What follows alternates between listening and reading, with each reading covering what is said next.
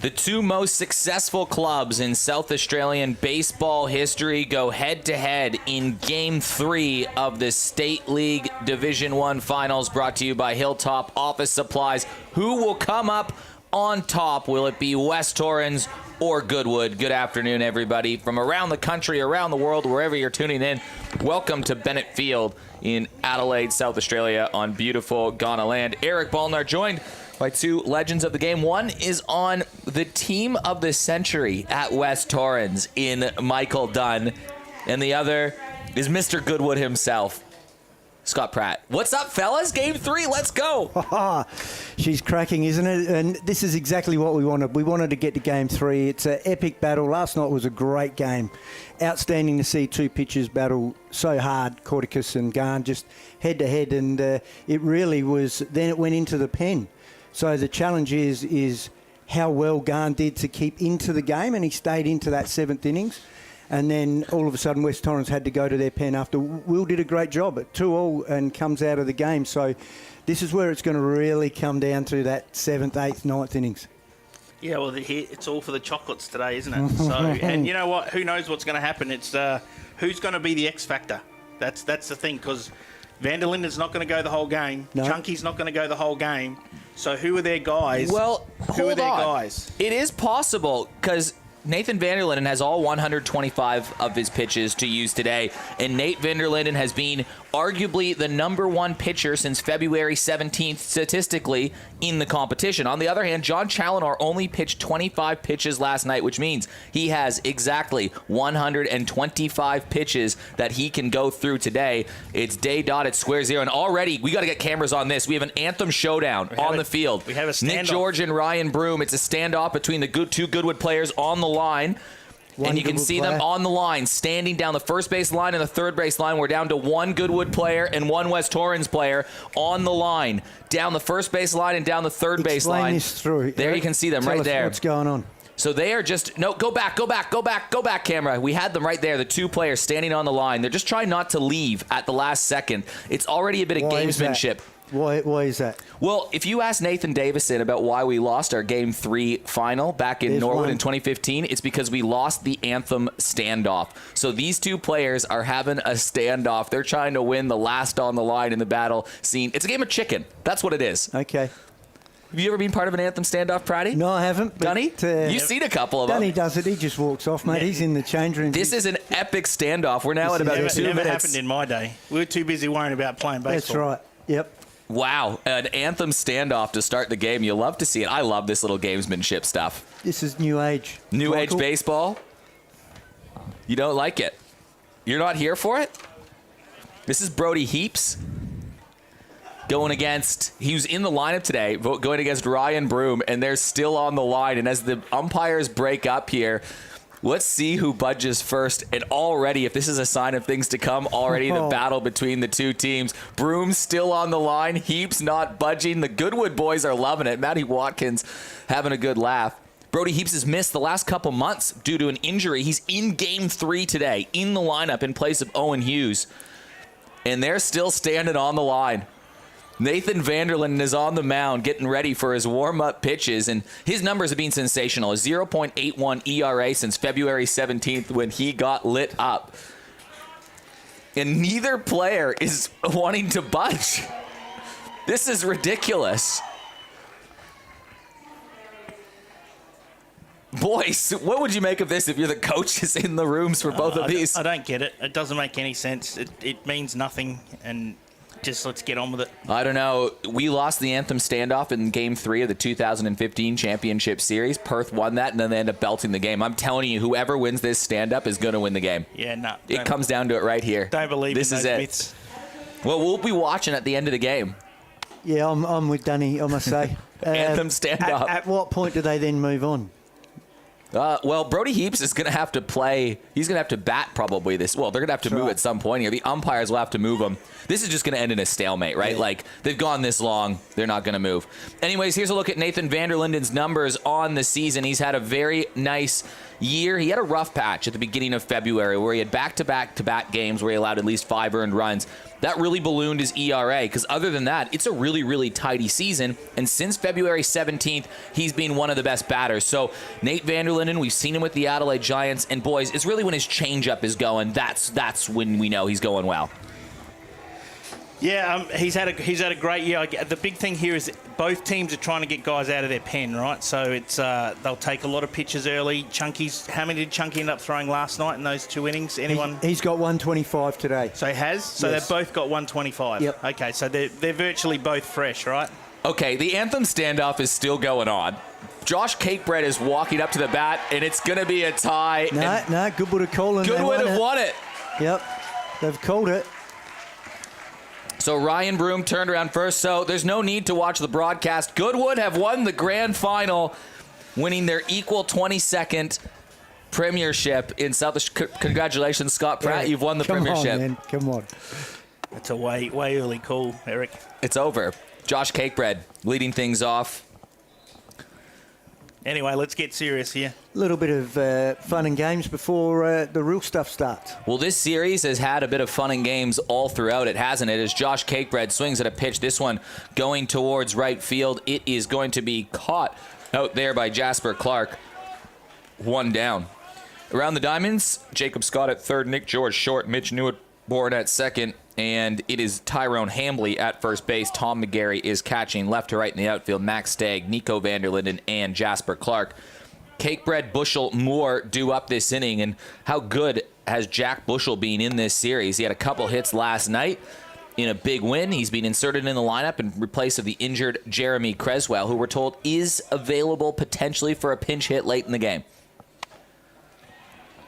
Yeah, well, Jack has really stepped into the role as the shortstop and number 2 hitter and done a great job. Kept himself cool, as Jack does, and Jack goes about his business all the time the same way. No matter what team he's playing for or who he's playing for, he just plays baseball and loves to play the game. It's really a big game for him today. It's a big game for all the young players to keep their cool. Hit up the middle, and Mitch Newborn picks it up, has to deposit the ball quickly, and he makes a nice play to retire Jack Bushel.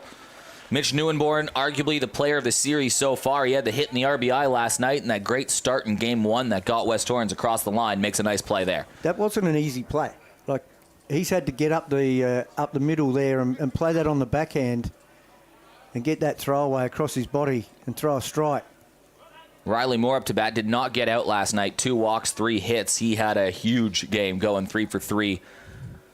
Yeah, interesting, and I would say they'd be working him away today. He got the hits through the gap of first base, second base. Not giving him the hole, but Newborn is back as far back as he possibly can at second base there. So, not playing him on a full shift. You can see George playing up the middle a little more. But Van der Linden really giving himself some room back there. Riley Moore induced into a high fly ball in the infield, fighting the sun. Nick George makes the play. It's a 1-2-3 inning for Nathan Van der Linden, and that's exactly the start they wanted. He is an ABL guy. He was the Adelaide Giant player of the season, is in the team guy of the year in the last ABL season. Van der Linden is a guy that can compete in a lot of different roles. He's your jack of all trades.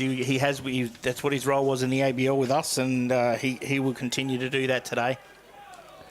Yeah, and that's where Goodwood have got to be careful there and make sure that they don't try. Okay, it's a calmer day today. It's potential for a ball to bounce out potentially more so than it has been the 2 nights before.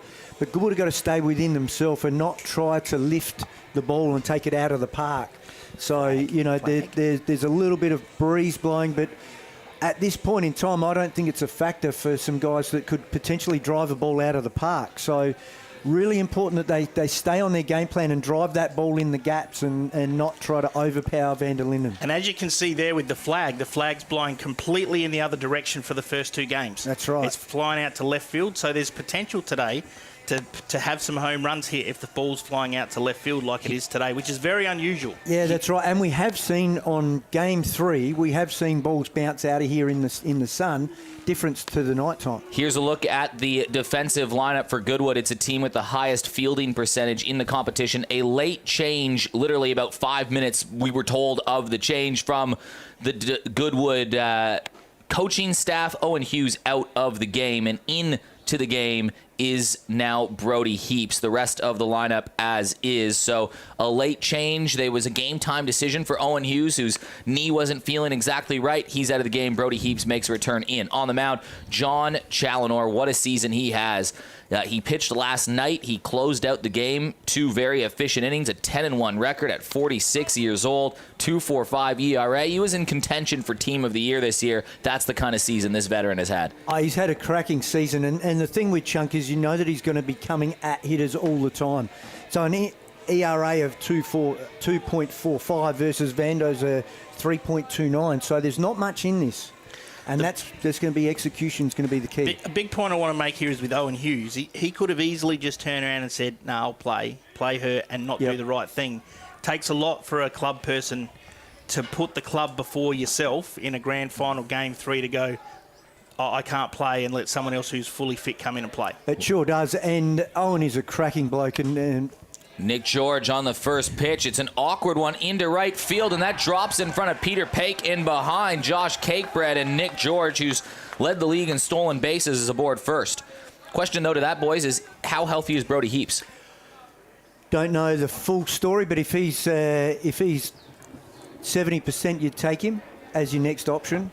Has he got an issue? He's missed the last 2 months. He did his hamstring at Goodwood. Remember that game we called at Goodwood? Oh, yes, I do remember. Yeah, okay. Up high. And hasn't played since? Has not played since, but has done extensive.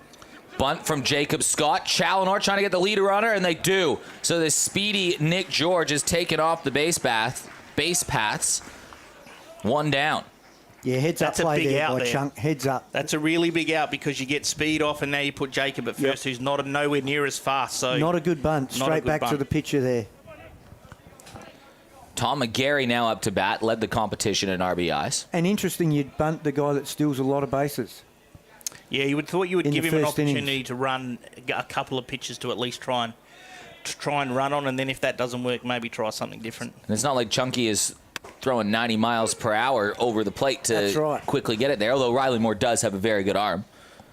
He does, but you're talking about call. Nick George, who's stolen bags. Well, Nick George was 32 for 34 on the season in stolen bases.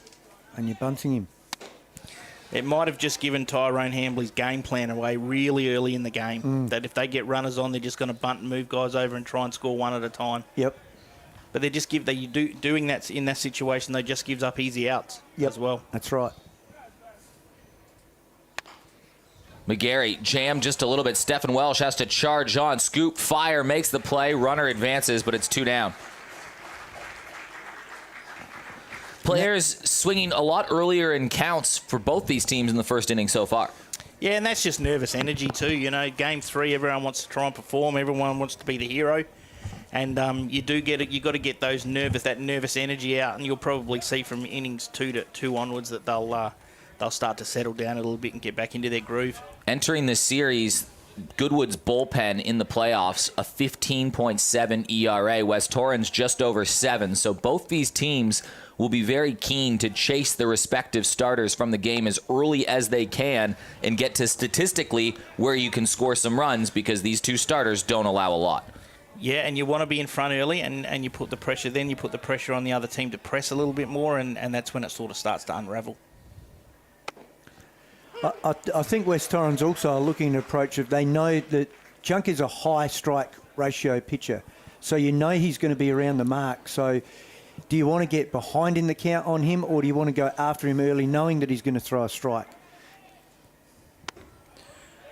West Torrens won their last premiership all the way back in 2017, Goodwood in 2018.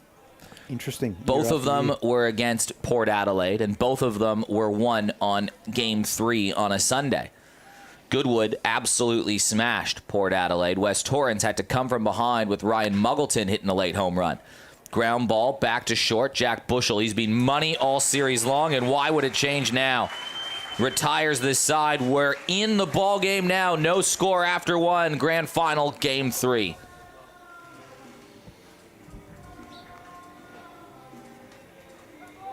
HILLTOP Office Supplies are here to provide you with all your stationery, sanitary products and office equipment. We are a local business servicing local communities with the ability to offer you and your business the best prices. We offer a large range of office supplies from pens, ink cartridges and toner to monitors, keyboards and laptops. If you can't see it on our website or in our catalogue, ask us and we'll source it for you. We have a partnership with Kaishira Document Solutions where you will find many leasing options available for these state-of-the-art units and plenty to choose from whether you have 5 or 5,000 employees. We offer businesses a one-stop shop for all cleaning, kitchen and bathroom needs. Check out our website at www.hilltopofficesupplies.com.au. Register your business to stay on top of the latest sales.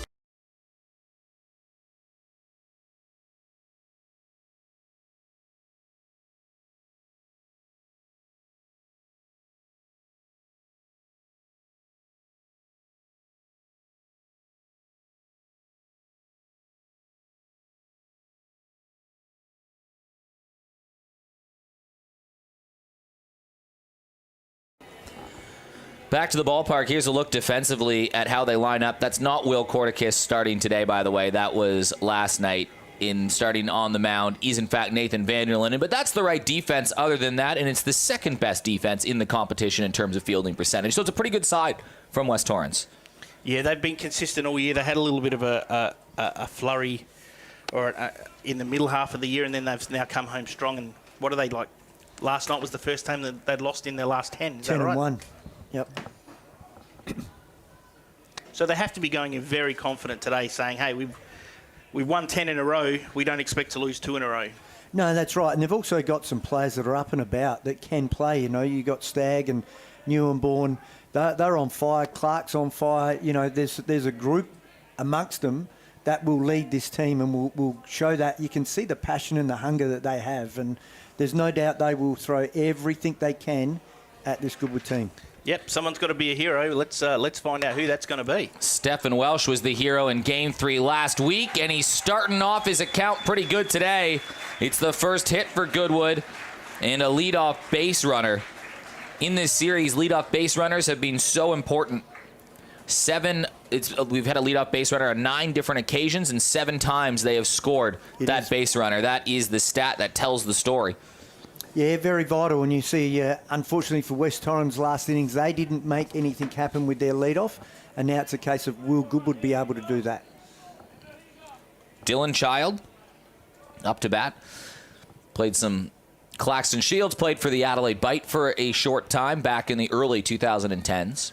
And what a series he's had at first base. He made a great play last night off a hard hit ball from McGarry to knock that down with Garney coming over. With bases loaded. Outstanding play and a good baseball brain.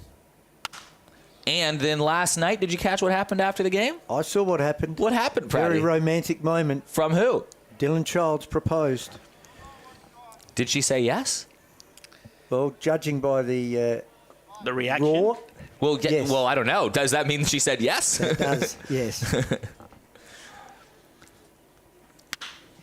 Child over to the right side. Good grab from Jacob Scott. Gets 1, they get 2. Jacob Scott to Mitch Newborn over to Tyrone Hambley, and that is a nice defensive double play. What a play on the backhand there by Jacob Scott.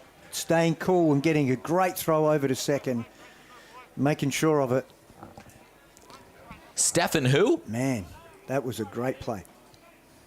Look at the replay. Quick release, too. It helps when Newborn's got a hose at second, too. Sure does. He throws that ball hard. Matt Hutchings up to bat. Different formula now. Was also a first pitch swing from Dylan Child, so very efficient first couple innings in a game where pitch count sort of means everything, because I don't think both teams really want to go to their bullpen, do they? Yeah, that's right. Well, in the first innings, both of them 9 pitches in the first innings, so they'll be happy with that. 125 the maximum that either of the players can go. Yes, John Challoner pitched last night, but it was only 25 pitches. You're allowed 150 over the weekend. Simple math. 125 per game. And 125 per game. So it worked out perfectly for Ben Wigmore, the coach of Goodwood. Nathan Vanderlinden, when he's locating his off-speed pitch, that changeup, he's a very difficult pitcher to go. He'll go fastball, changeup, and he'll set batters up in that formation. That one slips away. It's a full count. Just that 0.81 ERA in his last 22 innings pitched. He had by his standards, a very rough late January, early February, both in club ball and with the Giants. It was very uncharacteristic from Nate. Ground ball over to George. Tyrone Hambley, he's had to get down a lot. He's played some good first base, too, this series. It certainly was. And that was a hard one there. At that point, you either got to come in or you got to hold back on that second kick that we've talked about all weekend. And Bone handled that beautifully at first. And you got Matt Hutchings firing up the line. So to get that throwaway. 6 up, 6 down to start the game for Nate Vanderlinden. Well played. These teams met in the first round of the finals, and West Torrens won 2 epic games that were decided in the final inning. One of them were in extra innings, one 11-9, one 13-12. Both of those games had wild 8th-inning rallies with at least 8 runs scored in them. Max Stagg hit the game-winning home run in each occasion. They won that series 2-0. West Torrens then swept Henley and Grange, and Goodwood advanced to the prelims because they were the lucky loser based on their regular season standing. They went on to beat Sturt in a great 3-game series. 1 week ago today, they beat Sturt at their ground. Game 1 went to West Torrens, Game 2 to Goodwood, and now, after all these games in the season, it comes down to how things go on one lazy Sunday afternoon. And it's a pretty good crowd for a Sunday. It is.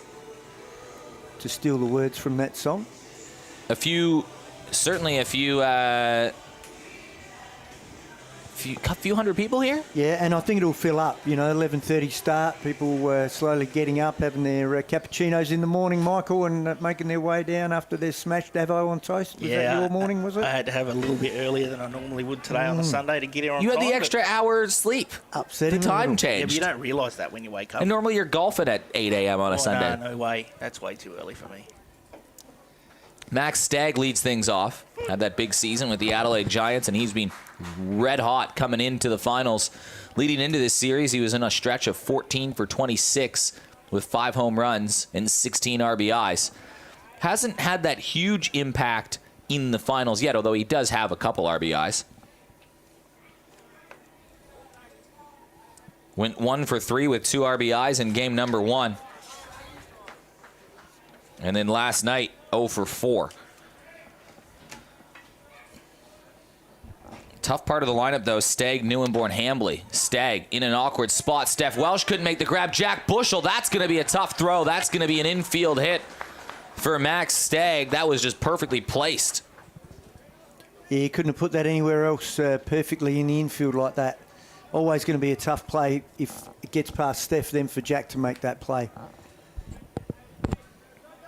So the leadoff runner aboard for West Torrens, just like they did last inning.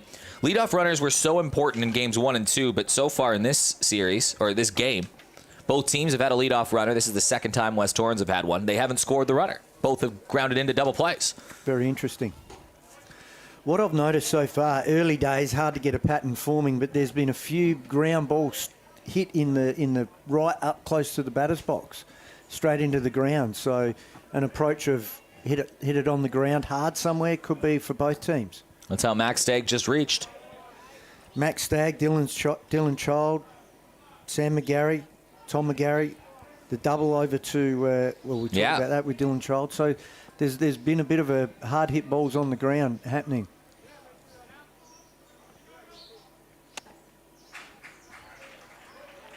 Mitch Neuenborn has had an excellent series. If you're circling probably 3 or 4 candidates to the first 2 games for an MVP of the series, Mitch Neuenborn might be at the top of the list.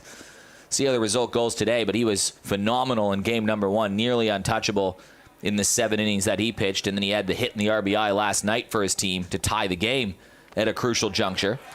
Yeah, he's a very handy number 7 hitter in the lineup for West Torrens.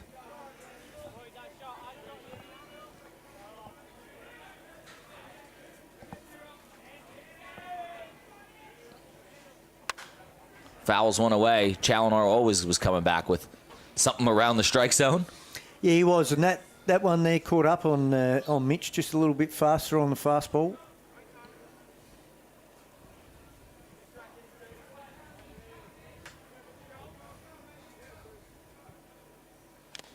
And a swing and a miss. Might have been foul tip. Yep.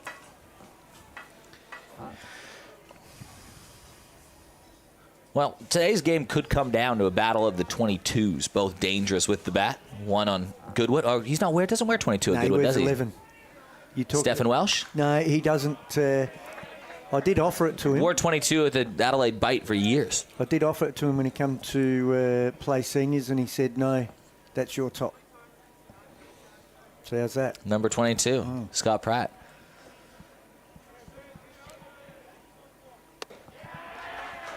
Well, it's a walk, so the first two runners are aboard. Brings up Tyrone Hambley, who also is having a really nice series. In game number 1, he didn't have a hit, but remember, that's what scored that run that opened up the floodgates when he had that fly ball to deep right field, opposite field, changed his approach, scored that run that West Torrens went ahead on. Yep. And then last night, Tyrone Hambley picked up 2 hits.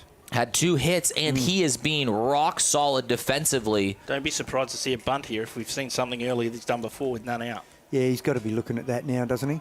Yep. I mean, he's giving his game plan away really early. He's going to get runners on. He's going to bunt guys over and rely on his team down the order to just get RBIs for them. So that's how they're going to play today. So Goodwood need to be ready for that and take the outs when they can get them.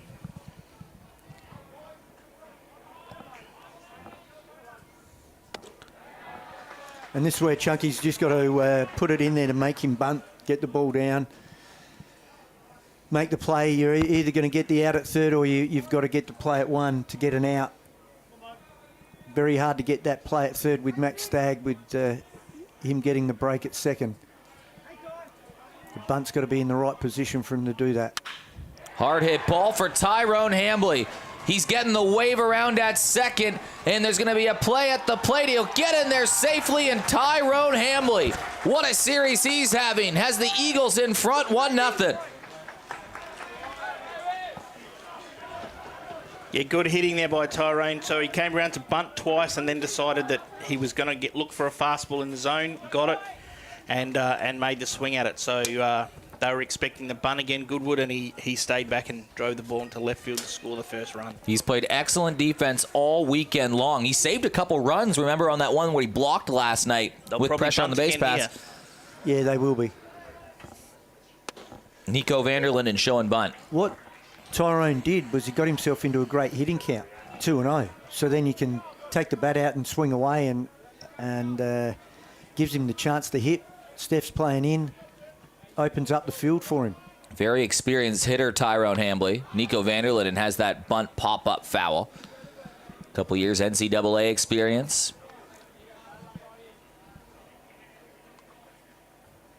Yeah, he'd be a bit dark at himself there. He missed that first pitch for the strike.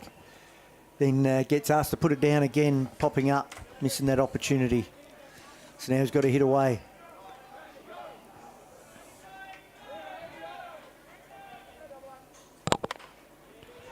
Bunt with 2 strikes down the line, and that will retire Nico Vanderlinden.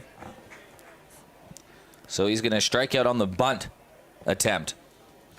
Yeah, well, as we know, you can't bunt with 2 strikes. If you do and it goes foul, or you can bunt with 2 strikes. If you do, you take the risk of it going foul and you're out. Yeah, that's. I mean, you can see Bones' game plan here.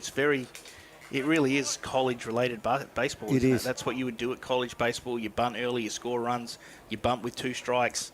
That's just what you do. They've done that a lot all season long, West Torrens. They've had the second most stolen bases as a team, including the league leader. This one up the middle. It should be easy for Bushell to step on one, across for 2, and it's a big double play from the kid. In and out of trouble, and just 1 run crosses the plate. It's still an important one, but Jack Bushell, nice play up the middle.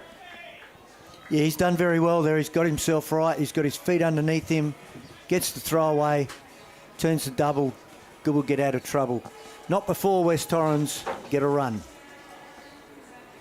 Well, 7-8-9 has been the story of game number 1, where 7-8-9 went off for West Torrens, including Jasper Clark at the bottom of the lineup, who had those 2 extra base hits. Last night, 7-8-9, that was for Goodwood. Oh, wasn't Peter Pake hot? Didn't he really turn it on? 2 for 3, 3 RBIs. He also had a walk. Tom Feebig had 2 hits as well. So 7-8-9, whoever's been more productive in the series so far, that's who's won the game, and bullpen has been a big story. We knew that going into this series, that you needed starters to work. It was a 2-2 game last night when Will Corticus left. He left the game, and then Goodwood scored all 5 of their other runs off of that West Torrens bullpen. Both teams' bullpen a concern for them. And what happened last night, if you look back, the way Garney threw well in late in the game where he just kept getting ahead of the count, and he actually held himself back to get himself to the 7th innings. So then it was 8-9 for Chunk. So the way that he threw in that game has set Goodwood up to be able to get Chunk to go further today. So quite good to see. Tom Feebig will lead things off for Goodwood. He had a couple hits last night versus former club in West Torrens.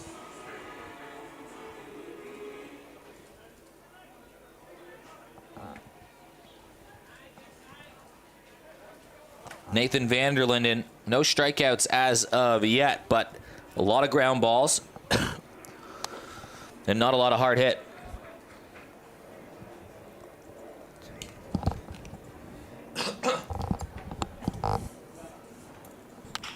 Hard hit ball again. Feebig's seeing the ball quite well. Oh, he's hitting it hard too. That's he's seen it well. He's hitting it hard against his old club at West Torrens, and he wants to get a premiership. Well, he hit him hard last night as well. Feebig, one of the options that Goodwood could potentially go to late in a game. They've got a few different options out there, Darren Fidge being one of them, pitching-wise for bullpen, but that's going to be a chatting point later in the broadcast, I reckon. Certainly is. More fans trickling in around the ballpark, too. Beautiful day for baseball, about 23 degrees, nice and sunny, wind not too crazy, blowing the opposite direction, as Michael Dunn pointed out, as the other 2 games. Feebig, hard hit ball again, but fouls it away.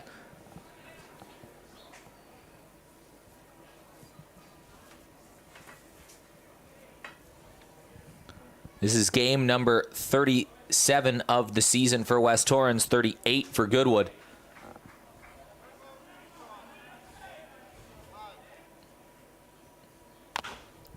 Ground ball right back to Vanderlinden and takes the ball. Scoops, fires, gets the first out. Both teams finishes 2 points apart from each other. That's 1 win separating 3rd and 4th, which is where West Torrens finished in the standings. Goodwood finished 4th, and West Torrens was only 2 points behind the minor premiers Sturt, and Henley and Grange tied Sturt in premiership points, but lost on the head-to-head. So just 4 points separated in a 30-game season between the top 4 teams, and those were always the 4 premiership contenders. That's exactly how it worked out, and they were tight throughout the season. Yeah, that's incredible to see that happen, and just goes to show that 4 teams can play real good baseball here in South Australia, and a credit to 4 clubs after the season they've had. Unfortunately, only 2 can get through and only 1 can win this. It's good, Mass. Not bad. Scott. I'm learning. Well done. Brody Heaps Gotta thank stepping baseball in. for This that. is his first at-bat in a couple months at the Division I level. Hurt his hamstring a couple months ago. Hard hit ball. Takes a funny hop off of Nick George, and Brody Heaps is aboard. That's probably going down as an error. That's that one that you've got to come and get. That's it's right. the same thing he did in game 1, and the same thing happened. So you've got to come and attack the ball and get it before it takes that second hop. And the other thing is you've got to stay behind it. Like we saw Josh Cakebread take one on the chest and it bounced him back into his glove. That if you're going to get that, you're going to miss it. You're either or, right? Brody Heaps hit .291 with a .400 on-base percentage in his 21 games he played before he got hurt. Yeah, he is a former Rookie of the Year in the competition, so he can play. He struggled early in the year and just hung in there. He got dropped, and then he just worked hard to get back in and had a great second half for him. And it's great to see him back in the lineup. Peter Pake was hot last night. 3 RBIs, but they also came at the right time. He was probably the best on ground for Goodwood last night. Yeah, you'd give him the votes just ahead of Garney. It just got things going right at the right time. Took a good catch out at right field. Nothing hard hit yet off of Nathan Vanderlinden as we're already in the 3rd inning. And that's what you expect with him. He just nibbles as well. He does such a good job to keep hitters timing out. This ballpark would favor Nathan Vanderlinden. Yes.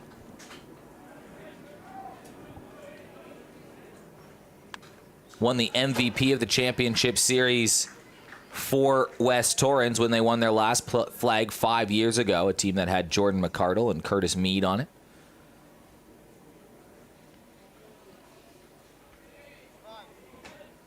Also had the McGarrys, who were 5 years younger, just young bucks at the time. Swing and a miss. West Torrens certainly younger in age, but they've got a lot of experience. Premiership winners in Nathan Vanderlinden, Sam McGarry, Tom McGarry, Tyrone Hambley. And they've got a spirit about them. They're up and about. Like they're really, they want to take the game on and take no prisoners is their view, the way that they play. At times it can rattle other teams because it can fire them up, but it's their way, it's their brand, and they're going hard at it. Both teams have 3 really promising kids in their defensive and batting lineup. Max Stagg, Jasper Clark, Jacob Scott for West Torrens. For Goodwood, you're looking at the likes of Heaps, Pake, Bushel. Those players will be battling each other for the next couple decades, you'd think, in local club ball. Certainly will be. Pake just battling away.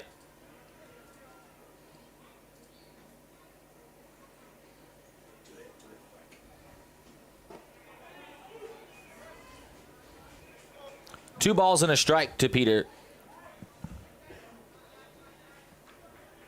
Oh, sorry, Josh Cakebread. You're right, mate.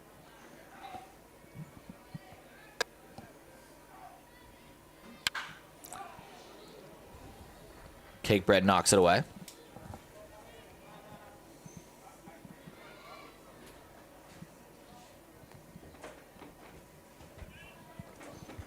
Cakebread didn't have a hit in the last game. A rarity because he's one of the best hitters in the competition, the second base team of the year. Did have a sac fly RBI, though, early on in the game.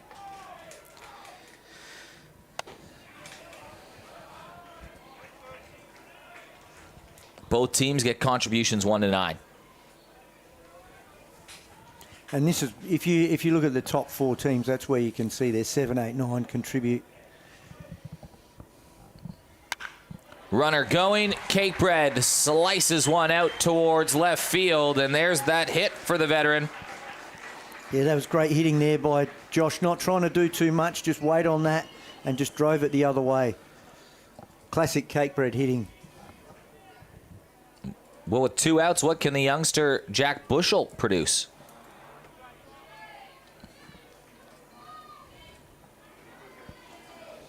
We've seen plenty throughout the season, through Super League and through Division 1, and now it's his chance.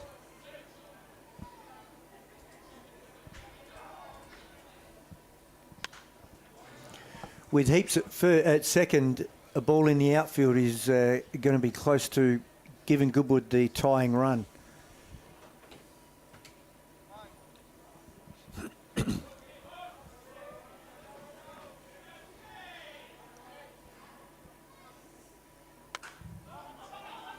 Jammed just a little bit. Tom McGarry lost it in the sun. It hit the meshing anyways. Couple outs. Important out because Riley Moore is on deck. The interesting thing with the a ball hit to the outfield is how much pressure do you put on Heaps leg? Yeah, that's right. That is an interesting. You don't want him to blow out, do you? Nope. But you also want to score that run. You do. Oh, yeah, you need totally. that run. I agree. But it's probably you need to make sure that it's it's not a bang bang at the plate, especially with Riley coming up. Yeah, true. Bushel just fighting one off to stay alive. It's a stage in the game where you don't want to be that third out at the plate when you have your best hitter coming up to hit. Very good point. Brian Sanderson coaching third former Division 1 premiership coach. Would be all over that. Last year coaching the Division 2 to a premiership. So a wealth of experience standing over at third base for the Goodwood Indians.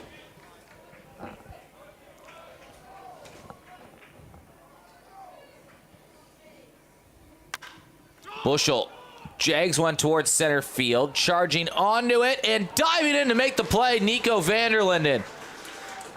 Ended up being a tough one, fighting the sun and the wind and that shallow fly ball, but he makes the play regardless, and that helps keep a run off the board.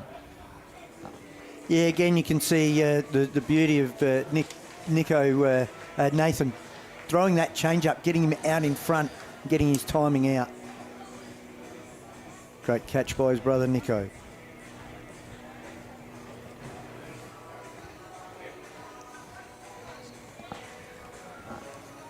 Well, a beautiful day at the ballpark. Crowd still keeps coming in. There's a look at Nico Vanderlinden again. Where's the sun located right now at this ballpark when you're playing outfield at those midday games? It's sort of facing towards the right fielder at this stage of the day. Right. It's probably right behind the grandstand here, pointing out, heading down towards right field. So it obviously goes down over in the west, and it's not too big of a factor. It's more of a factor for pop flies at this time of the day. To the infielders, the outfielders, it's pretty easy to play the outfield right at the minute. Challenge is the right fielder, though, as we saw before bit, that I wouldn't to say Jasper. a little bit, not too much. It's more pop flies straight above this grandstand that you look up that makes it hard. The outfield's pretty okay at this time of the day. A little bit later on, it might be a little bit tougher for the left fielder when it sort of comes down about, just over to the right-hand side of the grandstand a bit. You can sort of see it out there. But Yep. I wouldn't think, you couldn't be blaming the sun today for any mishaps, I wouldn't think. Back to the top of the lineup to start. It'll be the second time through versus John Challinor. Nick George will lead things off. He started the game with a leadoff single towards left field, but he was thrown out at second on a bunt that went astray.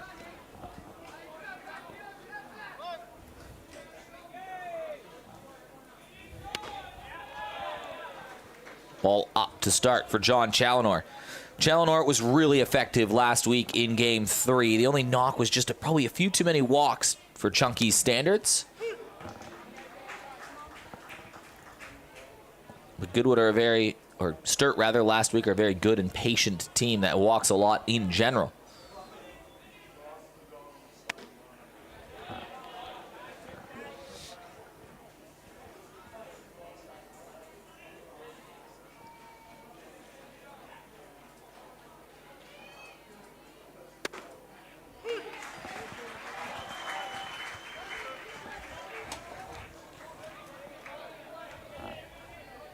Nick George, a transfer over from Northern Districts a couple seasons ago.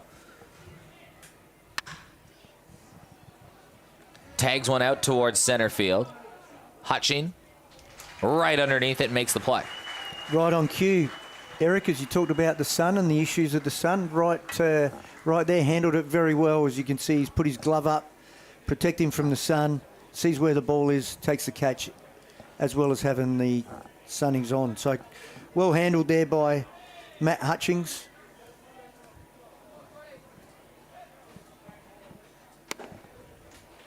As Chuck there gets ahead of the count. Keeping the ball down.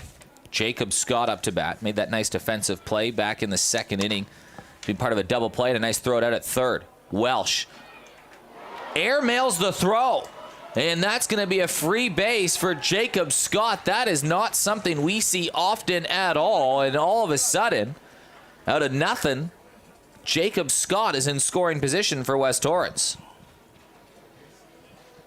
Yeah, he had to come in and make that play on that half volley and didn't really have much time to do too much with it after that. So had to get it that throw away and unfortunately not quite having the grip that he needed to keep that ball down. That's part of, you got to come in hard and get it and then get rid of it. That's the risk that you take. Runner in scoring position for Mr. RBI, Tom McGarry. 22 in the month of March, 48 in the minor rounds. And there might be one here. This one is lacing over towards the warning track, and Tom McGarry has driven in another run as he stands up at second, and West Torrens have a 2-run advantage. Yeah, he sat on that ball on the middle away and just drove it over shortstop's head into the gap. Great hitting there. Scoring a run, a valuable run for West Torrens as they get ahead now with 2 runs, and he's up and about. No doubt about that. He had 3 walks and then a RBI, a sac fly in game number 1. And in game number 2, he had a hit in 2 RBIs. So that's his 4th run batted in of the championship series, and that is his 11th run batted in of the finals. And you don't hit 420 all season and come out and do that by surprise. You know exactly that's what he's about. 56 ribbies throughout the season. He's the go-to guy for West Torrens. That's a lot of runs. That is his 60th run batted in. That's 56 RBIs, including playoffs coming into this series. He now has 60 ribbies. Wow. If you include the postseason, so in 35 games. It's not bad. That's something to be mindful of late in the game. It certainly is, and his brother Sam McGarry pokes one to right field, and he's going to get the wave around. There'll be a play in towards the plate, but sliding in safe. Tom McGarry scores the run. Sam McGarry drives them in, and West Torrens have a 3-run lead. Yeah, that ball getting in between first and second. And Tommy got the wheels out straight away. He was thinking score straight away and gave it everything he got to get in. Thanks his brother for scoring him.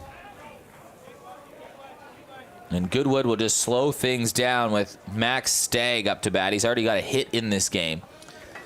And that's how you can see where one mistake costs so dearly. Yep. Right, Welsh's throw gets above Child's, and all of a sudden, bang, bang, 2 runs. Well, those free bases kill you.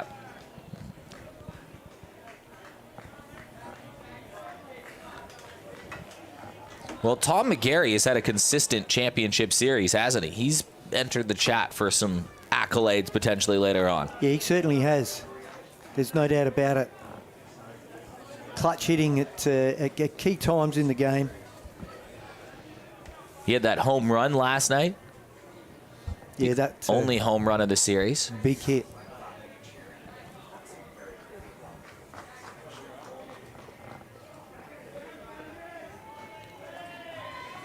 And with 1 out. Max Stagg to the plate.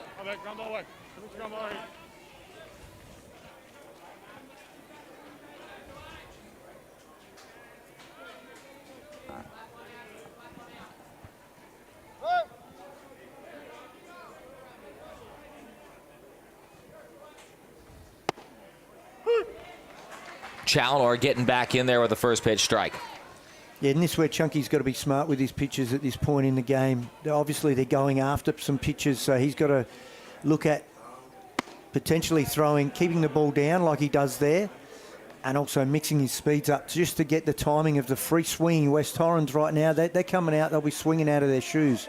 So it's really important that change up, the off speeds have got to work for him. Another ball into left field. Make it 3 straight hits for West Torrens, and they've got a little rally going on. You can see that ball just up in the strike zone. Max Stagg making the most of that, and quite disciplined hitting on a ball that's up. Not trying to leave the park, just trying to get that out into the outfield. Well, Mitch Neuenborn here can help balloon this game. Yeah, Ben Widmore needs to have a backup plan here soon. There can't be... we can't just keep going through. We can't keep going through the motions here. It'll be over. Yeah, Darren Fidge is making his way down to the pen now with Matt Watkins. So there's a couple of options making their way down now.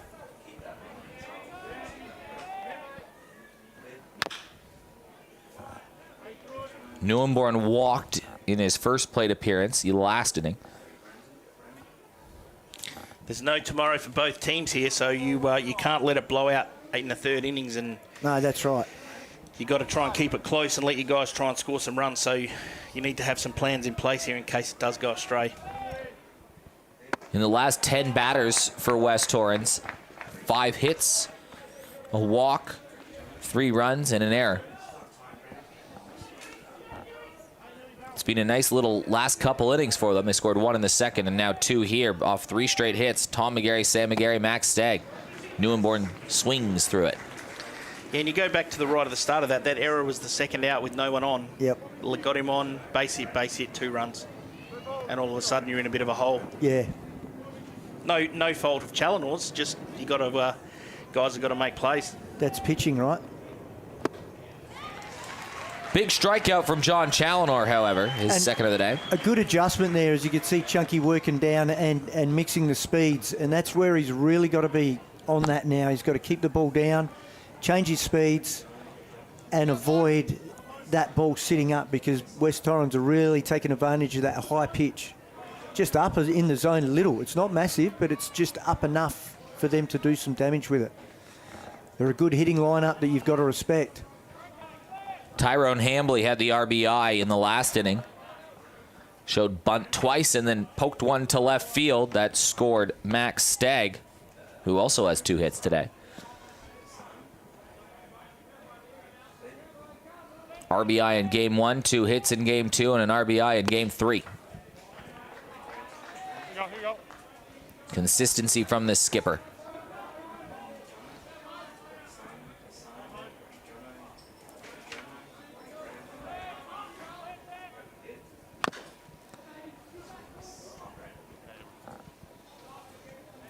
And this is where West Torrens play their best baseball. They're up by 3. They're up and about. They've got the wind beneath them. It's really important at this point for Goodwood to stay in the game. They have to slow that momentum down. Opposite field for Tyrone Hambley. It was a good piece of the ball, but it just keeps drifting foul. And the skipper there is ready to keep the momentum going. He's not going to get cut short on some swings, and you know that he's going to be a very tough out for Challenor. Challenor started the game with just a 9-pitch first inning, but that pitch count would have ballooned from here.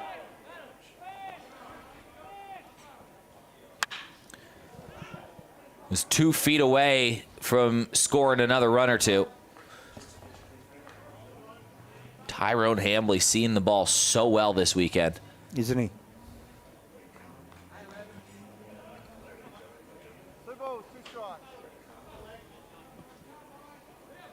You always figured going into this weekend that we were going to be here today on Sunday for Game 3.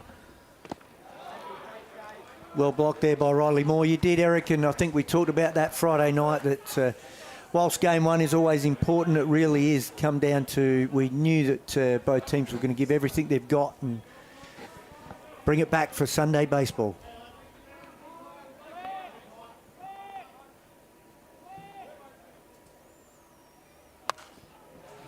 What an at-bat. Gee, he's just battling, isn't he? And that, we talked about that last night. Those foul balls that come back here means the hitter is right on that ball. They're not fooled with their timing. They're right on it. And for a pitcher, they've got to get their timing out of the hitter. They've got to mix that up. Hambley on the ground. Bushel goes down to make the play. It's a long throw across the diamond, but he makes it anyways, and that ends the mini rally for West Torrens, but not before they scored 2 runs in the inning. We played 3. West Torrens lead by 3. Citadel IT has been built on the foundations of trust and reliability. We have experience in all aspects of IT, including cloud computing, security, networking, and more. If you are looking for an experienced team that will give you an honest answer about your business needs, then contact Citadel IT today.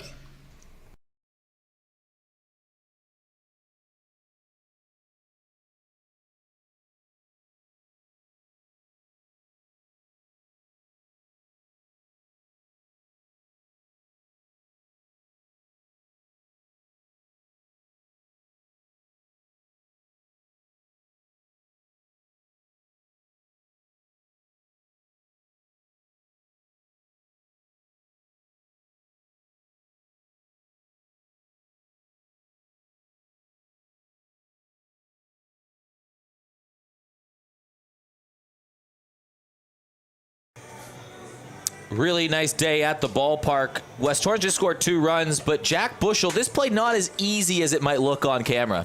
No, it's on dirt, first of all, and it takes a couple of bounces, and then he's in the hole. He's got to make a great throw over and perfect throw. Tyrone, no speed, but you've still got to make those plays. That ball gets through, there's another run, scores, and the rally stays alive. So to put that on a 16-year-old kid to make that play is outstanding. 3-4-5 leading things off for Goodwood here in the 4th inning. Riley Moore, Steph Welsh, Dylan Child. Moore 0 for 1, flew out to center field. So the numbers here at the pitch counters were in the even inning. We're looking at Challonor's on 56, 37 and 19, and Nate is on 49. So there's a clear advantage at this point by 7 pitches. Not much. Not much at all.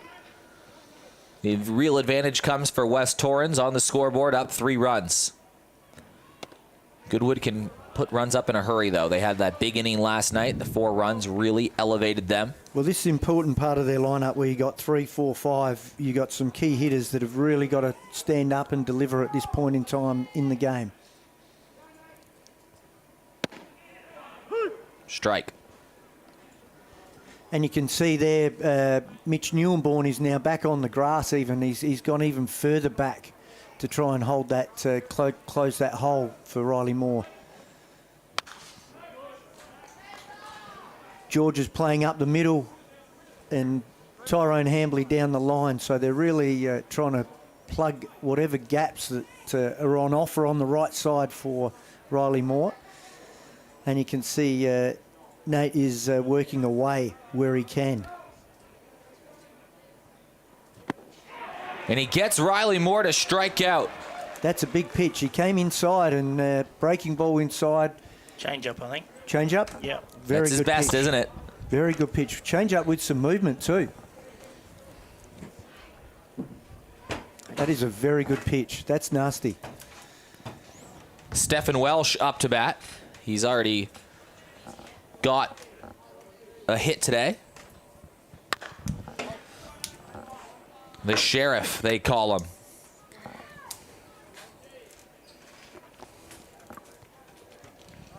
Vanderlinden in his day so far has allowed just the one, or he's allowed 2 hits, 1 to Cakebread, 1 to Stephen Welsh. Welsh, he shot, found that little gap down the right field line. Now he's ahead of the count.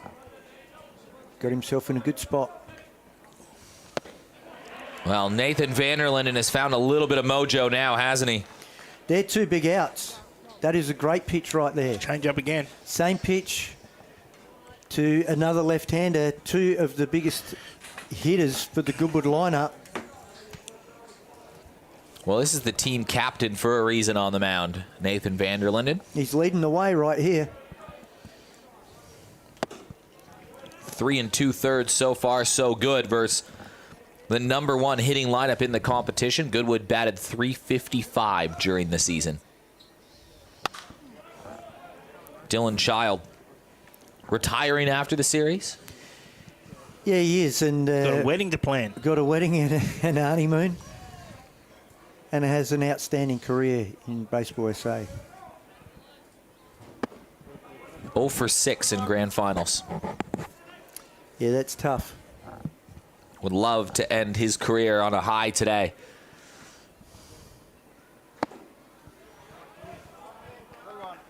Good at-bat here. Very important after the 2 strikeouts that it's not a quick out. And to get that walk at that point in time, that's a heads-up baseball. That's a cool brain. Some pitches that he could have potentially swung at to lay off those. I'd like to see where that pitch was. At those point in time, well, they're balls, Michael, because the umpire has called it. That doesn't mean it's right. No, that's right. But a very good at-bat. Matt Hutchings.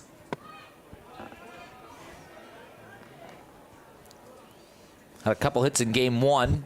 Struggled a little bit last night, but Goodwood still got the job done.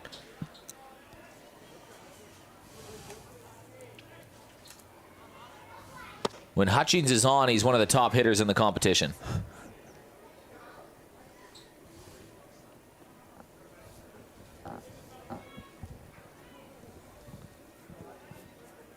At .475 on base percentage indicates that.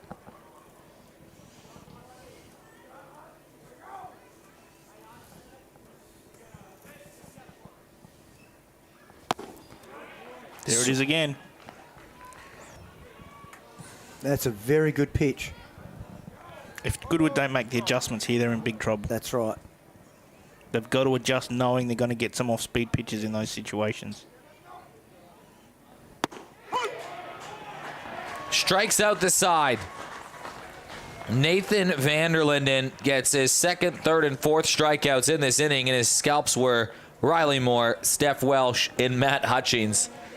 Some very valuable scalps to be right there. That at the start of that innings, you wouldn't want that. No, you strike out the side. It's showing that Vanderlinden is on his game today. And if Goodwood don't make some adjustments quickly, this game could be well and truly over in a matter of seconds. This puts a lot of pressure on John Challinor, who comes back up on the mound. It's only a 3-0 game, but you don't want to let this game get out of reach, especially in the middle innings. You go, Michael. No way, go. Well, Goodwood, we know they can score some runs when they get into the pen, but we know West Torrens can score a lot more too, can't we? Yeah, the point right at the minute, though, is Vanderlinden's on fire. That's right. And it doesn't matter how good your hitting lineup is. If you have a day out, you have a day out. And at the minute, they're not making adjustments to those off-speed pitches. His change-up strikes out 3 guys in a row. Someone's got to be saying something in that Goodwood dugout to be say, hey, guys, you're going to get this pitch at some stage. Be ready to hit it, because if you don't, they won't score any runs. Exactly. And he's got an ERA of 1 after 17th of Feb, is that right? That we Under talked about? 1, yeah. Only a couple runs since 17th Feb. You're chasing 3 now. That's more than he's given up in the last 2 months. Yep. So it really does put the pressure back on Goodwood. And if West Torrens just keep chipping away, putting ones up, it's going to be really tough for Goodwood to get back into it. That's right, and it's important right now West Torrens do push for this run. They'll just keep playing that. They'll keep playing the short game. They'll get a runner on, they'll move them over. They'll try and score one at a time wherever they can. Nico Vanderlinden puts it in the air. Dylan Child has to move back to get it, but it's a first pitch out for John Challinor. That is a handy out, and Chunky will be very happy with that, and Nico will be a bit disappointed with that at bat. Oh, it's just an impatient at bat. You know, first pitch. Yep. Make him. His pressure's on. It's 3-0. Take some pitches. Get a pitch you can handle. Get a runner on. You can run. He can run. Not sure I like that play. The pressure of finals, Michael. We saw before Matt Hutchings swing at a ball 1-0 up high after hitters just walked. We've seen Nico. These guys are under a lot of pressure out there. Jasper Clark taking a couple pitches. Pressure makes diamonds, Scott. Certainly does. That's why they call you the diamond in the rough.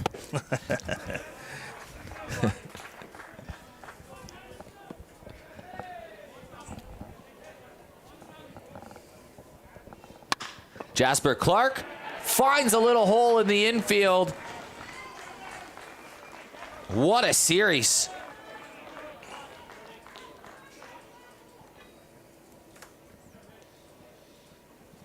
Jasper Clark was the game breaker in game number 1 with a couple of hits. Got hit by the ball a couple times last night and also had a hit. So Jasper Clark now with hits in all 3 of the games. Number 9 getting it done. Sure is.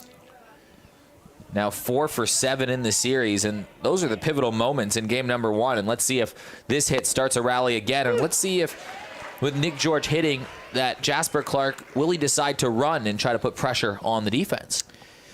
Yeah, maybe in this sort of situation.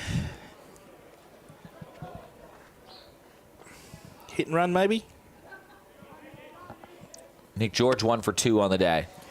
Do you think at 3-0 you've really got to start to press here? You still put the pressure back onto Goodwood, and you've got a guy that can run. Yeah, it's the top of the lineup, so you would expect guys not to be stagnant for too long.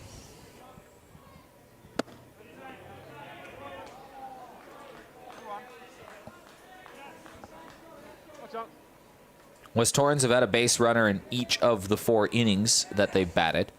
Scored 1 in the second, 2 in the third.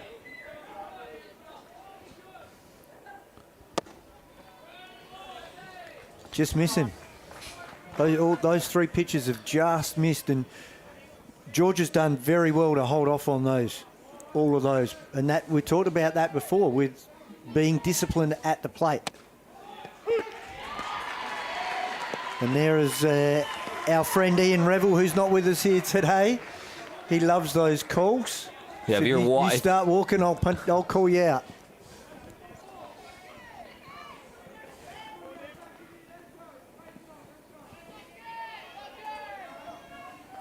You may expect some running here.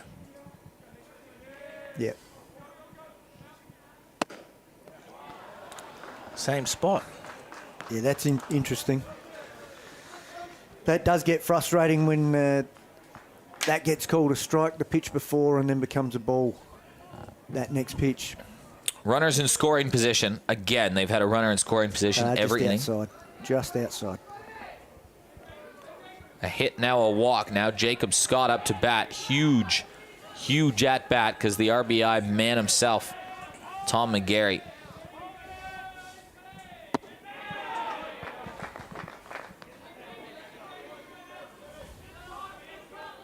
Bigger bat here for Jacob Scott.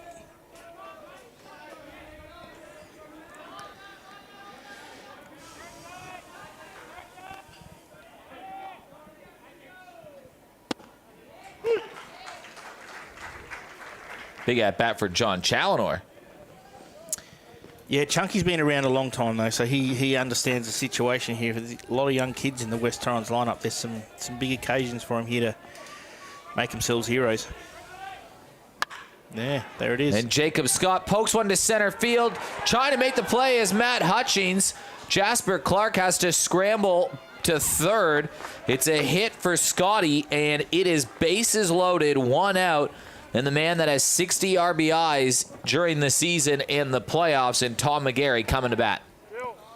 Yeah, you could see that Hutchie coming in hard, and his glove was one way and then had to turn it the other. That ball was laced out to centre field. We could get that view on the glove work here. Got to catch that. Got to catch that in grand finals. Unfortunately, just tips the bottom of his glove and falls out. And now loads him up with 1 out. Big at bat here. Tom McGarry. First pitch swinging out towards center field. Hutchings moves in. He's going to try to throw the runner out at home. The throw is way off. It's another RBI for Tom McGarry. Double clutched, and then as soon as he double clutched, he had no chance.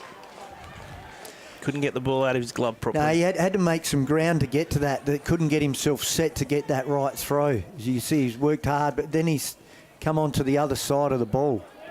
Tom McGarry now has RBIs in 4 of his last 5 at-bats in a grand final series.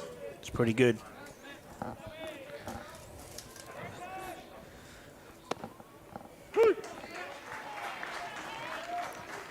Five ribbies on the weekend. Sam McGarry now up to bat. He had an RBI his last turn. Put one to right field, scored his brother Tom.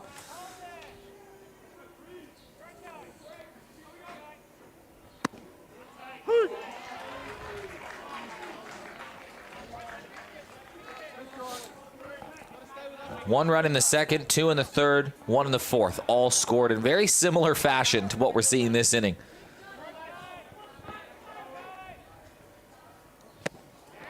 Swing and a miss, so Challenor gets him to strike out, but the run lead has increased to 4 through 4 in Game 3 of the Championship Series.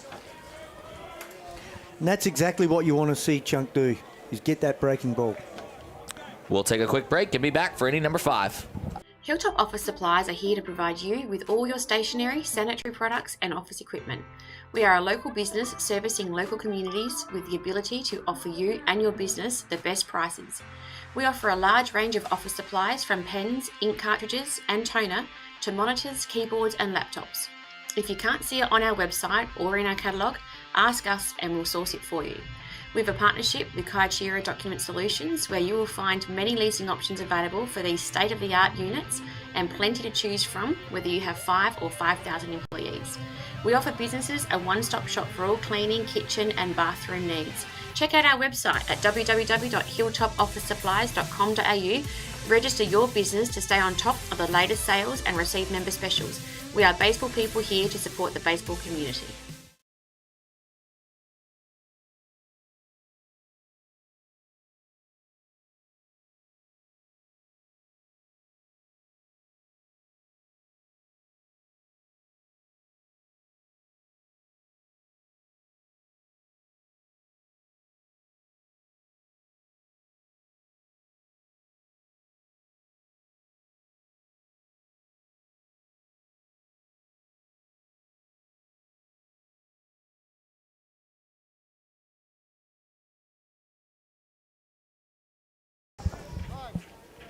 Nathan Vanderlinden back on the mound.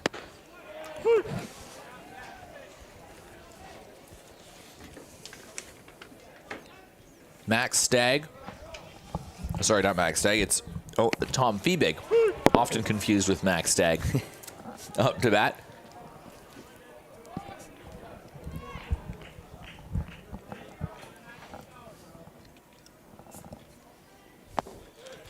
Grounded one back to the pitcher in his last at-bat.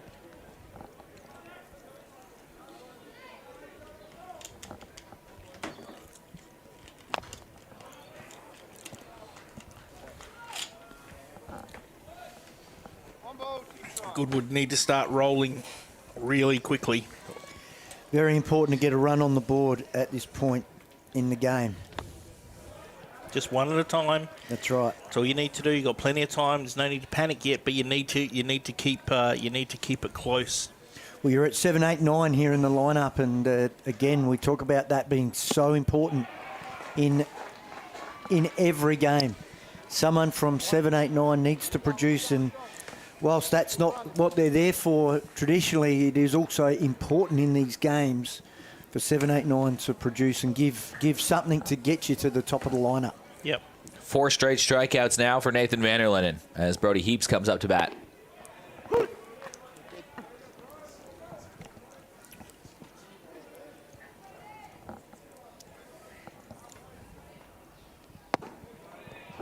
Heaps won the anthem standoff, and they've lost everything since. Goodwood. You called it, Dunny didn't. No, I thought that whoever wins the anthem standoff is an automatic win, and they still might be. So Goodwood, we're just waiting for that rally.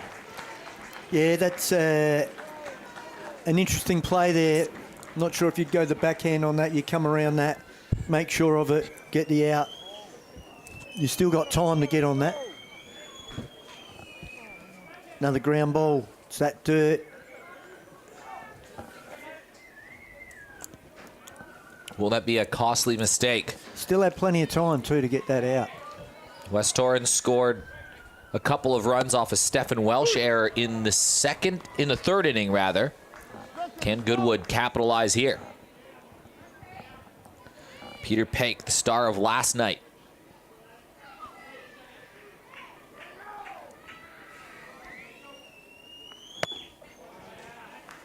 Swings through. Another good pitch there by Nathan. Keep getting them mixed up. Just say Vanderlinden. You can't get it wrong. I did have him in my Wasp team many years back. That's going to fall in too. And it does. So a hit for Peter Paik. And Josh Cakebread at the top of the lineup has a couple base runners for him to use.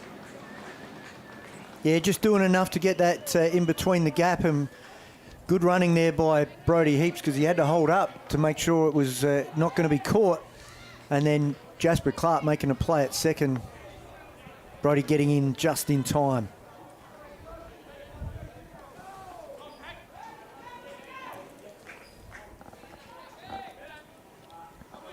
So the error is proving costly at the moment because it is a runner in scoring position, and it's the third time through Dunny, you talk about adjustments. This would be the moment that you want to see if they've made one. Yeah, you hope that they've said something in the dugout and given them some help of what the pitching sequences are for Van der Linden, and they do make some adjustments. Ball slips away. 2 runners in scoring position. Well, the other thing that's happened is that you've got 8 and 9 now into a scoring position, and we saw the last at bat that Josh just waited back and drove that ball to centre left. It was a very good shot, and now this is Cakebread at his finest when he's got runners in scoring position.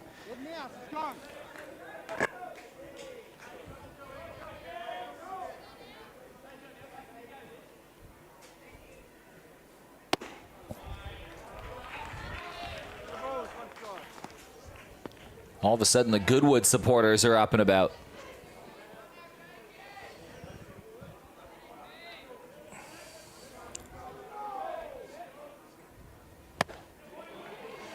You see the West Torrens infielders are playing back. They're prepared to give up a run to get an out here. So being 4-0 in front, they're okay to give up a run. And that's where Josh has got to do that. Put that ball in play, execute at this point. Take the run. Towards center field. Van der Linden makes the play. Runner didn't quite. No, he didn't get a jump. No, he didn't go back. No, because it was... yeah, he had to go back. He right. wasn't back on the base by the time it was caught, so he couldn't get the jump. No, he didn't go back. He went to go home straight away, and he didn't get back on the base, and that's a bad error. That's a bad error. That's cost his team a run. Don't know if we have a replay of what happened over at third base. There it is. So he went running, caught, and then he had to go back, and it was much too late. I think, in fairness, it was a flatter throw. It didn't flatter hit. It didn't sit up high either. But it doesn't matter. You can't go anywhere. Yep. Ball in the air, you're going back, right? Even if it's there's only one. There's only one place you're going there. If the ball's in the air, you're going back. Yep. There's no. Even if it drops in front, you're still going to just roll into the plate, right? No one's going to throw you out. Yep. That's a crucial mistake. Jack Bushel with 2 outs. Well, now the runs for Nathan Van der Linden would be unearned because there was the error that put that first one on.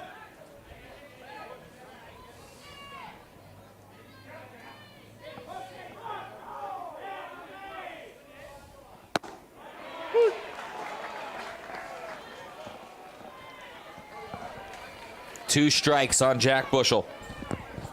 Being so good in the field in replace of Jeremy Creswell. Johnny, you'd want Creswell in this moment. You answered that question earlier. But what can Bushel deliver? And he's going to poke one over towards short. Nick George picks it up across the diamond. Bushel runs it out, and he's driven in a run. Bushel now is going to advance on the second. Heads up play by the 16-year-old. He just got enough on it, and Goodwood have a run on the board. What a baseball brain he's got. Saw the opportunity, hung in there on that change-up, got the ball in play, beat it up the line, and then he sees the throw over, sees there's a gap at second, and takes that opportunity. Keeps the inning alive, and 2 runners in scoring position for Riley Moore, who represents the tying run. Massive moment for Jack Bushel, whose stock keeps on rising.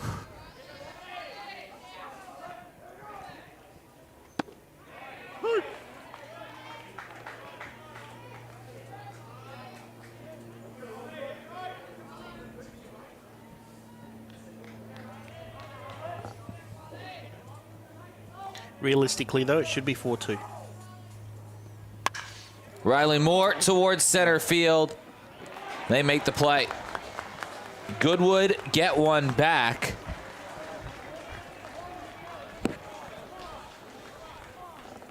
And it's 4-1. 2 big hits, 2 screaming line drives straight down center field's throat. Update, though. How's this? You want an international update from some South Aussies overseas? Yes, we got... Sean Maple? You want to talk about Sean Maple? Yeah. Sean Maple just entered to get another home run today. He's got 7 home runs now in his junior college season. He had an injury in the middle of that, so he's now entered the top 10 in all of JUCO in the home run leaderboard in that department, and he's played 10 less games than some of the other players on that leaderboard list. So 7 home runs in 18 games for Sean Maple. Just keeps getting better and better. And those are the kind of numbers that he has to produce at that JUCO level if he wants to advance to a D1 school, right? Like, they need to be big numbers. Well, there's a D1, there's some interest from some D1 schools, isn't there, I believe, that are trying to track him down. If he keeps putting numbers up like this, it's going to be really hard to avoid, isn't it? Sure is. Liam Scott going pretty good overseas, too. Yeah, and we should, they're listening in to the Scott family. Cam and Sonia have shot over there, so they're shout out to them in Hobbs, New Mexico. Well, Liam Scott was the game 1 starter for Goodwood last year in the championship series. He was, and a big loss for our pitching stocks, but a great experience for Liam to head out there and cut his teeth in the college world. So thanks for tuning in. Cheering on the club from thousands of miles away. The other side of the world. The fantastic coverage brought to you by Space Quake. Unbelievable. A lot of feedback throughout the baseball community on how good this season has been. The coverage David Muggleton and his team have done throughout the season and throughout this final series.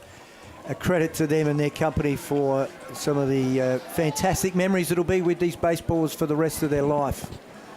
We thank them. Max Stagg 2 for 2 in a deciding game. Unbelievable.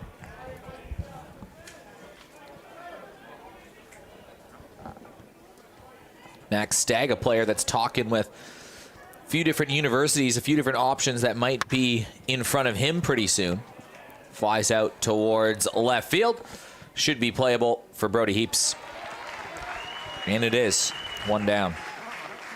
Important for Goodwood to consolidate that 1 run they had the last inning by shutting the door on West Torrens here. West Torrens scored 1 in the second, 2 in the third, 1 in the fourth. They put a lot of pressure on the base pass throughout the games. Now that's not far off. That ball's up high. Takes a lot of time. That's a high sky baby. That, in the great words of JR, would call that out. Max Stagg lines that out. That ball's not coming back.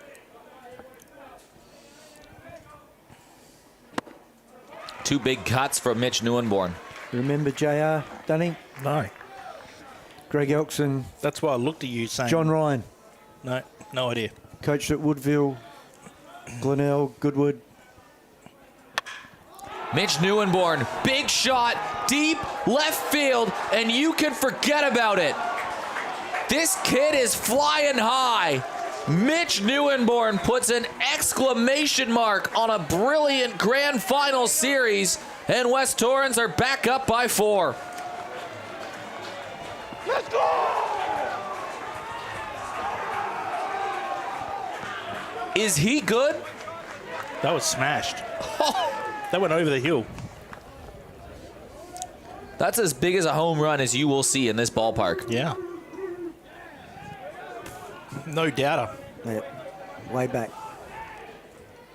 And the bat flip was there, Duddy. That's what you like to see, too. Love it. On that replay, I don't know if you see it, he gave the bat flip that he did the old eagle soar down to first base. Sure did. When you hit him that far, you can do that. What was interesting was the fact that Max Stagg hits one up with some serious height. Then next minute, Mitch has hit one flatter. Tyrone Hambley out towards center left field. This one's going to drop in. Hambley stumbling around first, walks into second. He's got 2 hits today. What a series Tyrone Hambley is having. So my point here is there's 3 hard hit balls that they're jumping all over. So at this point, they've got the upper hand here on Chunky, and they're coming out swinging. They've just poured on runs all afternoon. Nico Vanderlinden. He hits the ball through a gap. And Tyrone Hambly will walk to third. Nico Vanderlinden on first. It's 3 straight hits, including that home run from Mitch Neuenborn. Probably need to get Ben Wigmore. Probably needs to just give Chunky a bit of a break here. Yep. Be very surprised. Well, if he they doesn't might get at a least- call to the bullpen because Mark Chandler's down the left field line having a word with the staff. You'd at least think there's going to be a chat. Yeah. Yep. So there is going to be Just a to chat slow here. the game down a little bit. But how big was that home run from Mitch Neuenborn? That is one of the longest I've seen ever at this ballpark. Yeah, can we go back and see that replay at all? That would be great to see that bat flip. And that ball was seriously smashed. Well, if Mitch Neuenborn was if West Torrens hold on to win this game, if there was some doubts about who the MVP might be, Mitch Neuenborn just wanted to help drive something a little bit home here. Give a few extra points here. Although Tyrone Hambly's having a great series too now. Yeah, middle in, just turns on it. Watch the flip. No, straight away that's gone off the bat. And he soars his way around the bases. Watch. It's coming. Had to watch it go. And there it is. He's still watching it because it's still up in the air. Oh, that was big. That's hit on to the field 2 back there.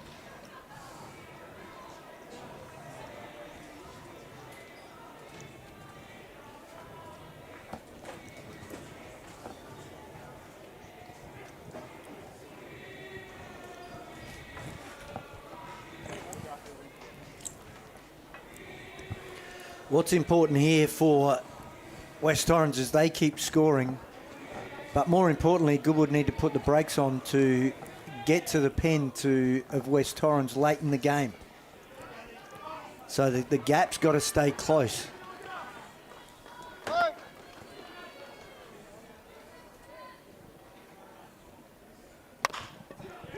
Ball tries to find an angle. Bushel made a good play on it. Yeah, got a ground ball with eyes there. Another hit for Jasper and a run scores as well. So making it very difficult now for Goodwood. Ben Wigmore needs to make some decisions pretty quickly before before this one can be pulled back. 4 straight hits now. They scored 1. Well, they had runner in scoring position in the first inning, but a double play helped get that out of trouble Now back to the top of the lineup. for a 4th time through. I'd like to see right now Chunky just to be throwing as much off speed as possible, just really mixing it up to get them from change tactic here.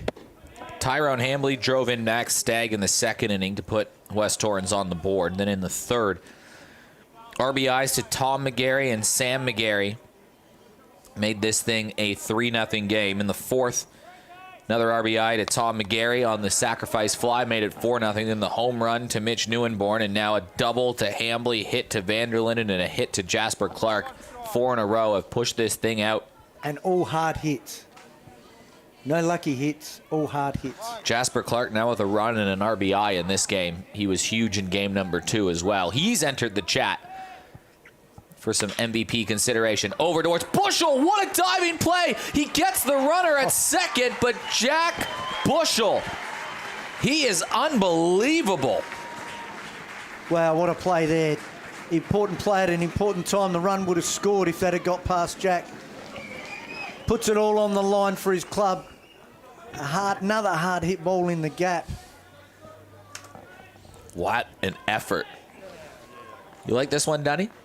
Yeah, no, it's a good play. It's certainly at the time of the game that needs to be an out. That's a great play, but I think Goodwood have got more concerns right at the minute with where their pitching stocks go after Challinor. Well, to try and keep probably the runs Matty down. Watkins or Darren Fidge would be the options. What are we in the bottom of the 4th? 5th. Bottom of the 5th, 6-1. West Torrens already have 10 hits. It's got to be concerning for the Goodwood team right at the minute. Runner goes. Easy stolen base for Nick George. He's stolen 1 in each of the games so far. This is the 3rd time Nick George has been on base this game. A very colorful scorecard right now for West Torrens. They've put pressure on all afternoon long. Over towards third. Stephen Welsh has to make this play, and he does. But Mitch Neuenborn hits a home run, and then a string of hits from West Torrens has the club up by 5 after 5.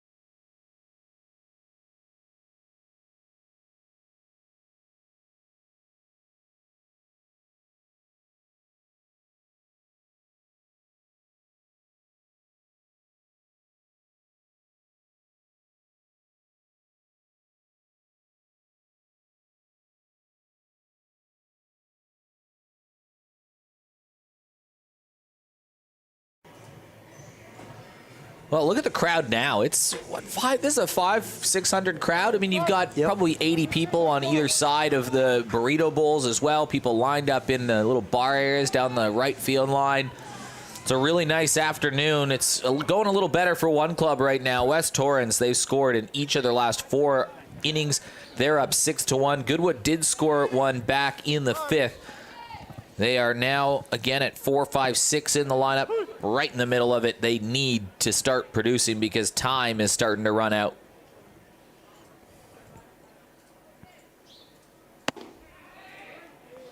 Yeah, and we're at 4, 5, 6 coming up.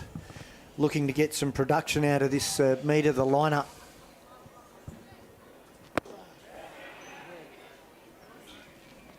Check swing, and he went around. It's just the change of pace, just constantly changing, and that's just getting the timing of all hitters out.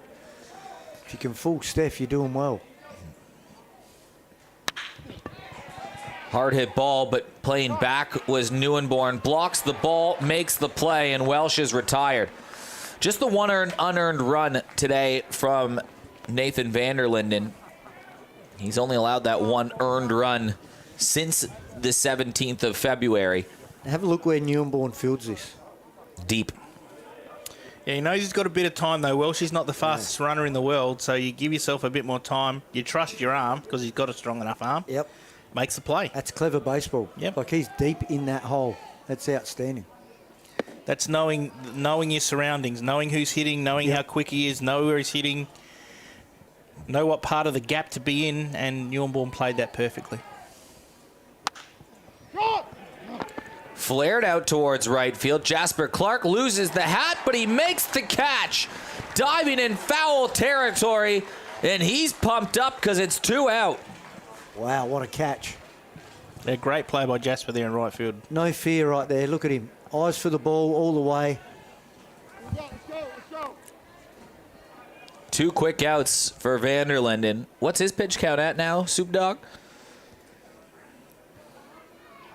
He is at 95.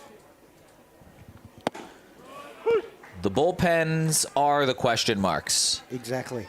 Both for both clubs. West Torrens entering the series, a little over 7 ERA in the playoffs. Goodwood 15.75. But last night it was 2-2 in the 5th inning when the starter, Will Corticus, was taken from the game. James Snellgrove came in. He allowed 3 runs in the 6th inning. Cooper Marsh was okay. He had that balk that allowed the run, but in the 2 innings, only the 1 earned run. But those 4 runs ended up being the difference that the bullpen allowed, whereas Michael Gain allowed the 3 earned runs in the 7. The difference was the bullpen. That's right. And the timing of when the bullpen came in. For Goodwood, it was only 2 innings. Allowed Chunk to take control of the game. For West Torrens, it was just that 1 extra innings that really opened it up for him. So Vanderlinden needs to go as deep as he can. He's at 100 now. So every out becomes crucial. Even if Goodwood don't score, just getting runners on adds to that pitch count and pushes it closer to the bullpen. Nick George should be playable, is playable, makes the out. 1, 2, 3 inning. That's not what Goodwood wanted, but West Torrens are cruising right now.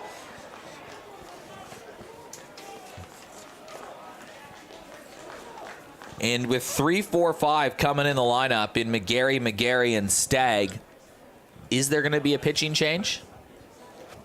Fourth time through? Nope. Well, John Challoner's at 90 pitches, 60 strikes, 30 balls. Would you make a pitching change?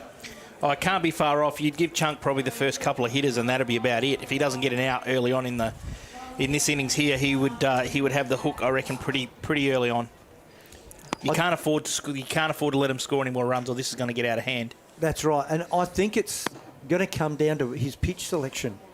Like, Van der Linden's done such a good job in getting the timing of the Goodwood hitters out, and we saw that with Steph just getting out in front, and he's done that all day, and he's done such a good job in mixing his pitches up. Whereas with Challoner, you've seen the West Torrens hitters are just free swinging and hitting the ball hard.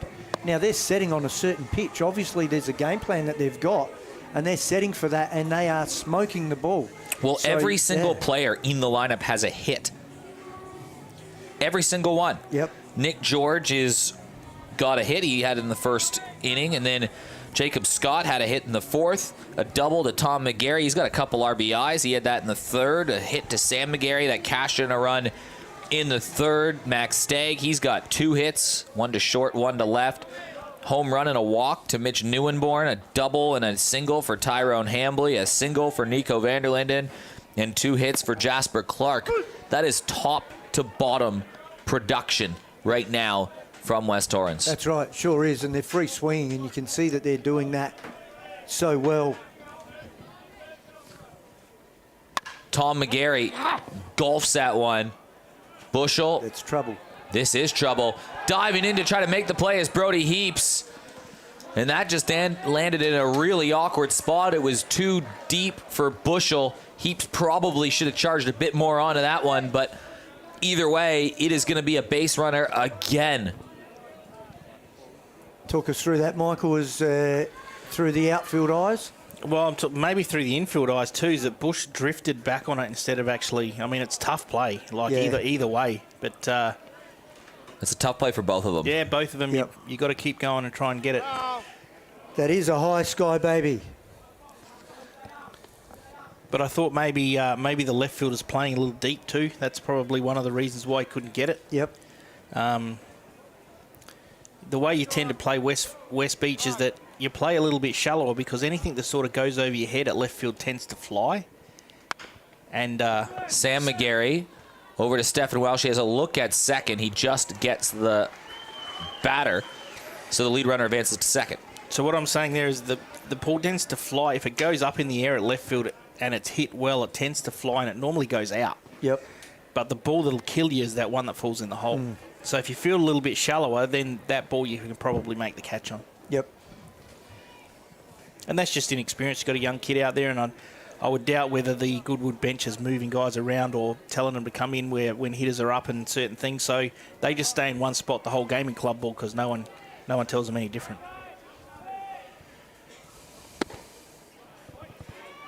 Is that something from Giants' experience? You're looking at you're moving hitters around. We move hitters around. Yep. Batter after batter. Yep.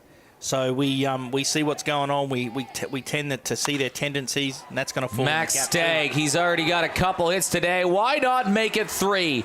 And why not give the kid an RBI? A double for Max Stagg, 3 for 4 on the day, and it is a 6-run lead for West Torrens. He is piping hot. Yeah, you find at higher levels, Scotty, that it's batter by batter, and you'll find Tank when he coaches ABL games, he moves infielders around pitch by pitch, depending on what he thinks the pitchers are going to throw in that out. Yep. So depending on the count, it's 2-0, 3-1, those type of things. You tend to move guys to pull looking fastball pull, everyone will move per pitch and then straighten up again, and we might go another way. So, well, that will be the day for John Challinor. It wasn't the day that he would have hoped for, but what a special season that John Challinor gave us, just as baseball fans in general. 46 years old, the rejuvenation of John Challinor pitching into his 4th decade, one of the league leaders in terms of ERA during the season, one of 5 pitchers that in the regular season had an ERA below 2. A fantastic effort from a true legend of the game who, regardless of result for him, has certainly continued to cement himself as a great. Yeah, the numbers speak for themselves, don't they? And what a career and what a year he has had. And we certainly take our hat off to John Challinor for an outstanding performance throughout the season. On the theme of legends, the guy coming in now is Darren Fidge.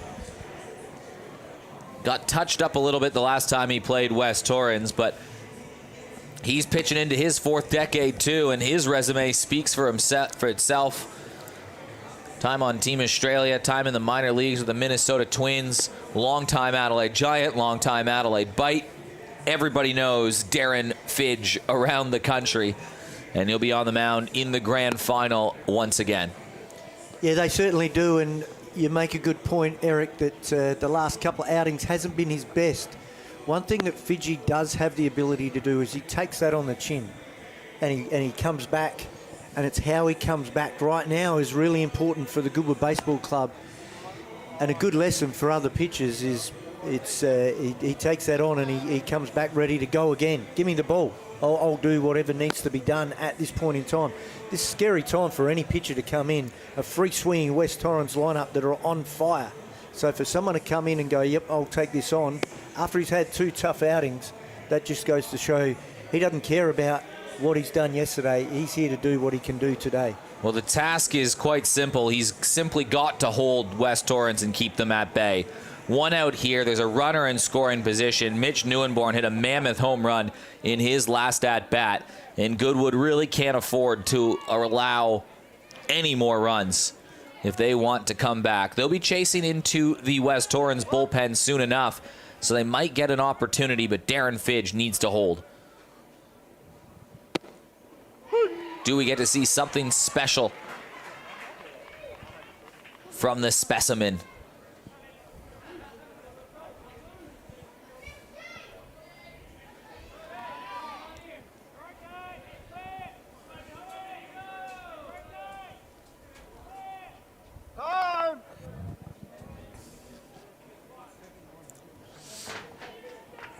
Mitch Neuenborn can smell the kill.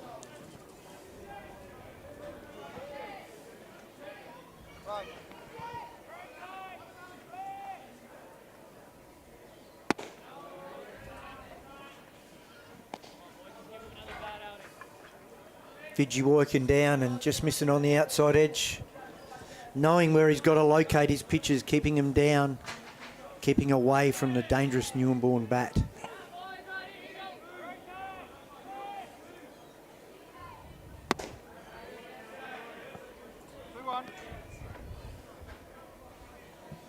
Big part of the game here. This either gets held onto or it gets opened up and could get ugly early. Neuenborn towards center field. He's got another hit. Runner will be held up.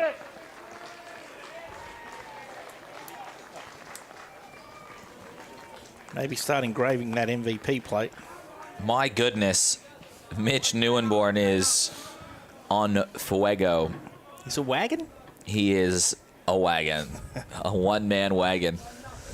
Yeah, well, Tyrone Hambley, I think if he hits a home run right here, he's maybe entered the chat in terms of contender for an MVP, but I think that is the minimum standard that Tyrone might need here, because Mitch Neuenborn, couple hits today, hit with the RBI last night, that amazing start on Friday. My goodness. Oh. And there's a big shot from Tyrone Hambley. It's back, and it is foul. Wow.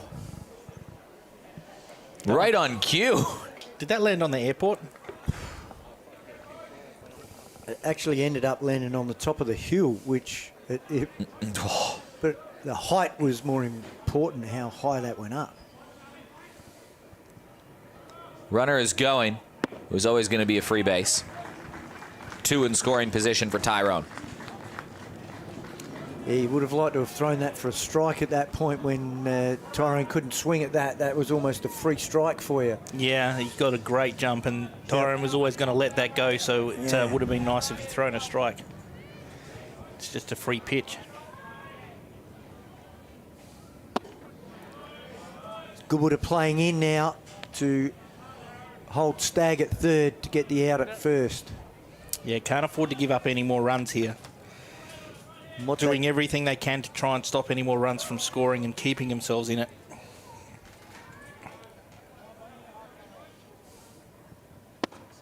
Problem that does is it opens the field.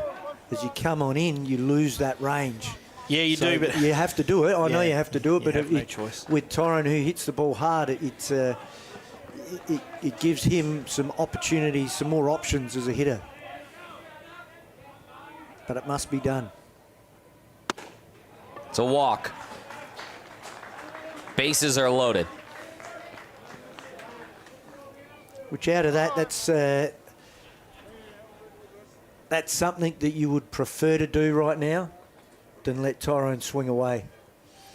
Well, you'd rather face Nico van der Linden than face Tyrone in that sort of situation. Now the middle infielders go back.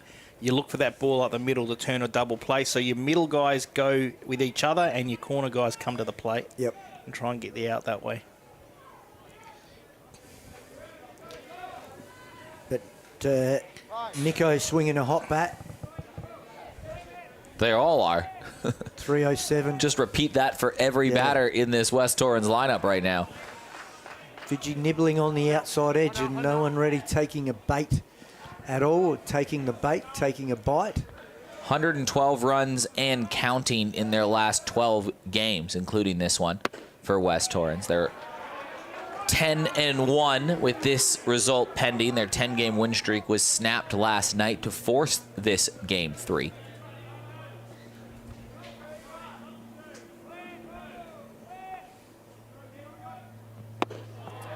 And it's a 3-0 count. Walk scores a run.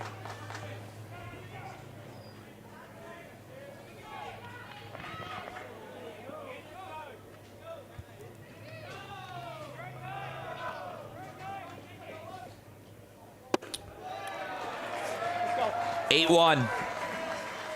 And the Mercy Rule run is now aboard for West Torrens. Jasper Clark has had a penchant for the dramatic. He made that nice play that last inning and diving out in the foul territory to make the catch. He's got 2 hits today. He scored a run. He's got an RBI. He had 2 extra base hits in game number 1, on base twice when he was hit batters last night. Can he deliver another big moment? That was one to hit, but he was always taken until Fidji could throw a strike. Yep.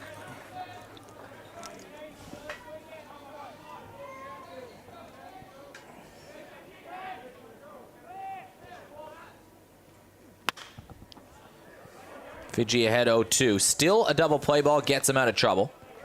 But 2 more runs have been added on. 1 in the second, 2 in the third, 1 in the fourth, 2 in the fifth, and 2 and counting in the sixth.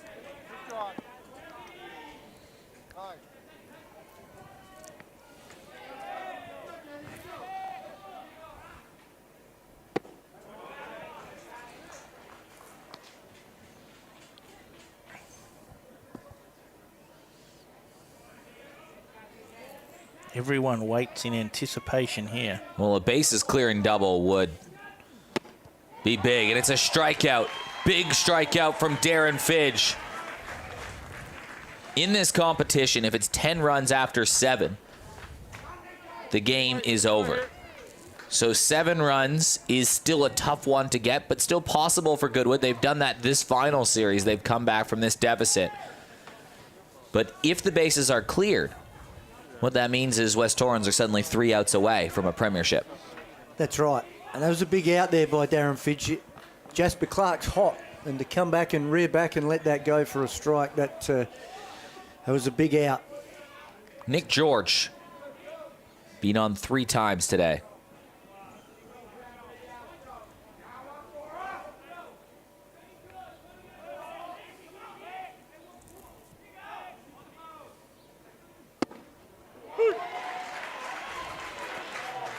Big first pitch strike.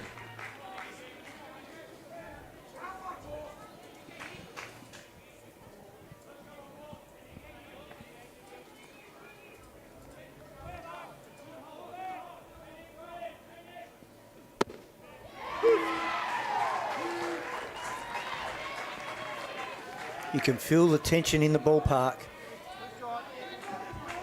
Well, they know that Goodwood's hopes are hanging on by a thread.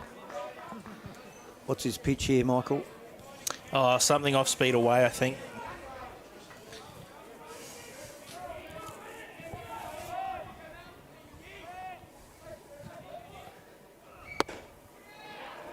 Fastball away. You don't want to miss with that pitch, though, do you? No. It's a high risk.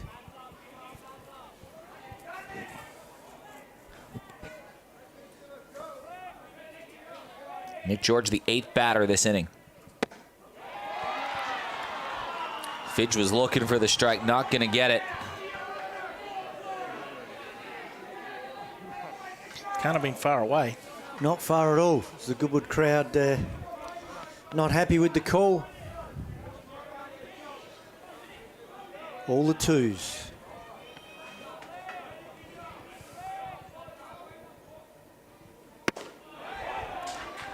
You can see Fidji just falling away to the right-hand side there. So now runners get a start here, full That's count, right. 2 out. The runners will be off on the pitch, which will, is an advantage if you hit the ball in a gap, because Van der Linden can run it first and maybe an opportunity to score a ball in the gap. Runners go.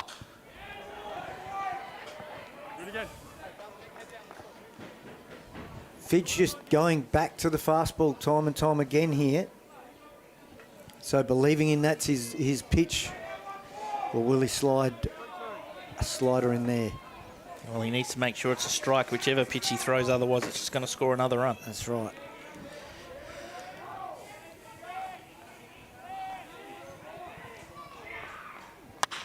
Up the middle. Bushel to first. Wow. What a play, Jack Bushel. Stand up and applaud, people. That is a great play at a clutch time for the young kid. Well, he needed to keep the game alive, didn't he? At the end of the day, it's another 2 runs for West Torrens, and they have surged ahead. But there's still a big 3 innings to come.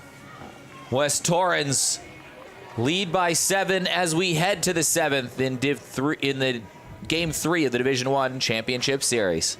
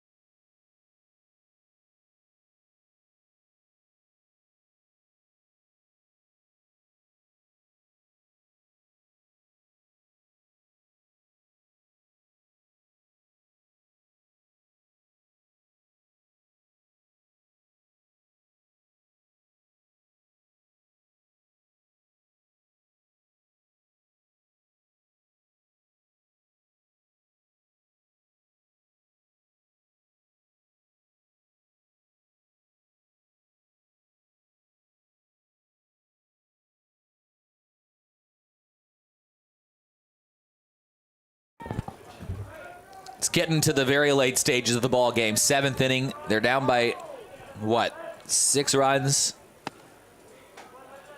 7 on the board, or 7 runs, sorry. 8-1 lead right now for West Torrens into the 7th. They've only got 9 outs to play with as Tom Feebig comes to bat, and he fouls this right into the meshing down the left field line. Feebig 0 for 2 for today after he had a couple hits last night.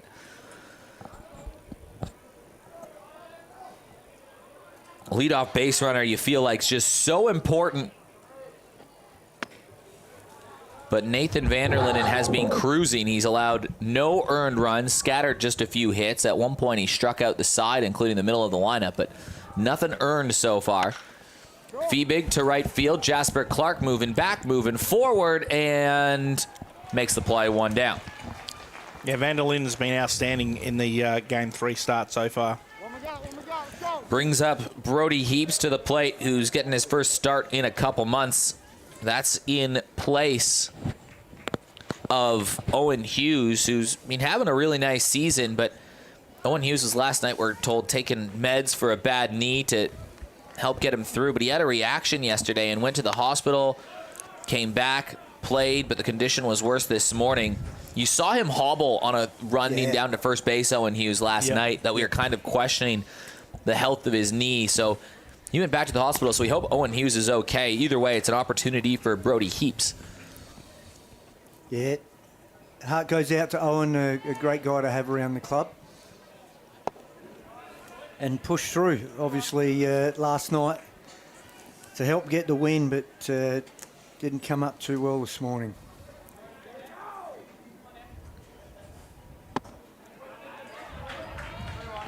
Pitch count on Vanderlinden. Here it comes. 108. Ball chopped over to third. Scott gathers across the diamond. Hambley's being big defensively, and he keeps it up. 2 down. Well, that was a big play there. You could hear the call of come get it by McGarry, but Scott getting a throw over and getting Heaps on a bang-bang play.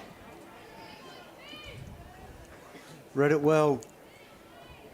Heaps is no slouch on the base pass either.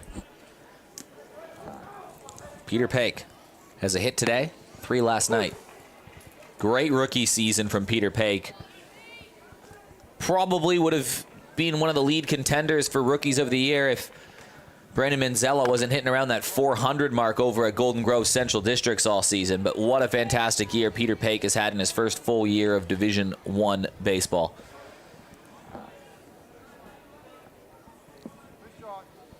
Tom Feebick going down to the bullpen, have a throw.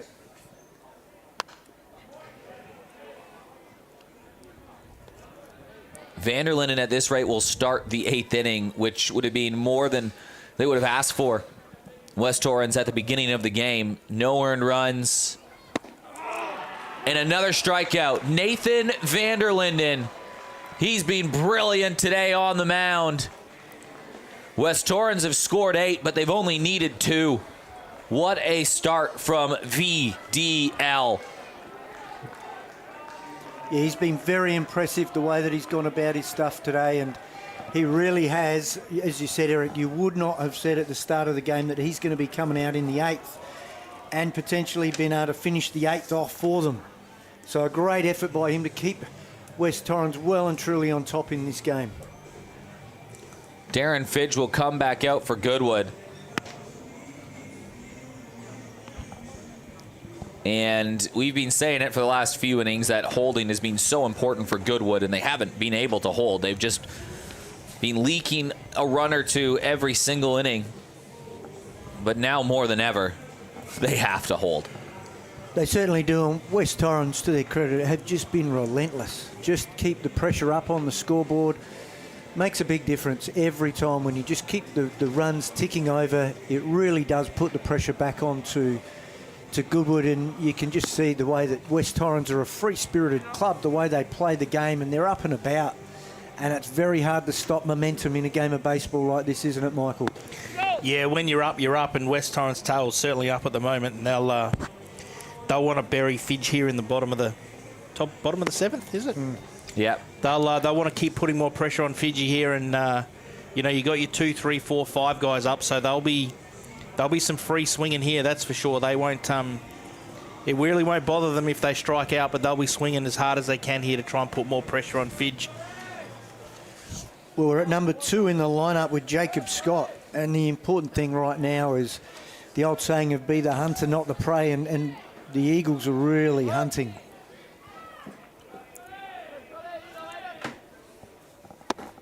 Yeah, well, they can certainly sniff that finish line, can't they, at the moment? So they're doing everything they can to get there as fast as they can and really put this beyond Goodwood.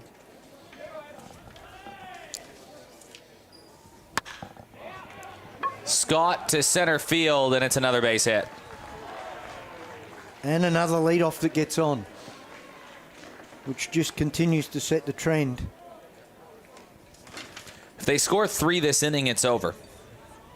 Yeah, well, that's another scenario too we haven't thought about either, isn't it? A walk-off, Mercy Road walk-off. Well, Tom McGarry, 2 RBIs and 2 different at-bats today. He had a hit to lead off the 6th inning. They later scored 2 runs. 4 out of his last 6 at-bats have resulted in runs driven in, over 60 for the season, including playoffs. An average of just over 1.5 RBIs per game, Tom McGarry. He has been sensational. He was the catcher of the year. And he's still relatively young, only 26, 27. And he puts it to left field. It's back-to-back hits to start off the inning. No one, no one. He didn't put it. He smoked it. That ball was a laser beam to left field. Outstanding hitting. 3 hits from McGarry. 2 hits from Jacob Scott. McGarry has a hit. 3 hits to Stagg. 2 hits to Neuenborn. 2 hits to Hambley. Relentless. Every player in this lineup has a hit today. They've been sensational, the Eagles.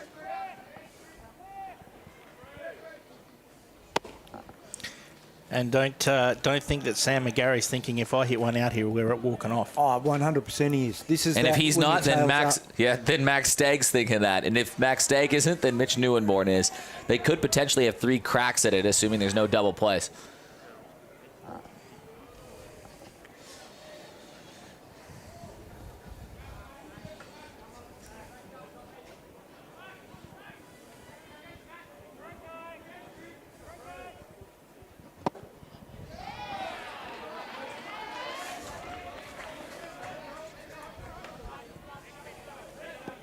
Fidji keeping that ball down. That's very important right now.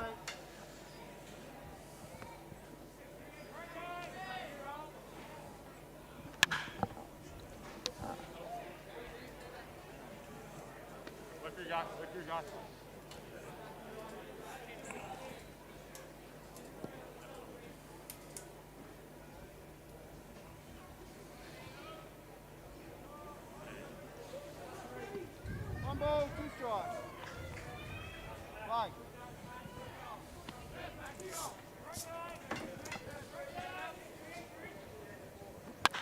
McGarry to right field. That one drifting foul.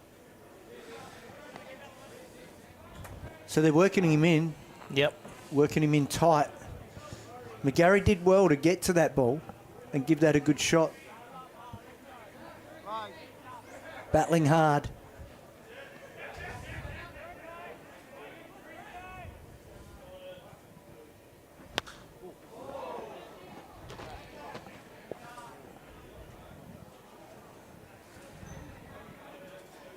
Both these clubs have existed for just over a century. Goodwood, what, 127 years? Yep. 102 years for West Torrens, 103 years. Combined 230 seasons of baseball played between these two clubs. 43 premierships between them. 22 for West Torrens, 21 for Goodwood. Number 1 and 2 most accomplished clubs in South Australia. No matter what, this will be the 44th between them.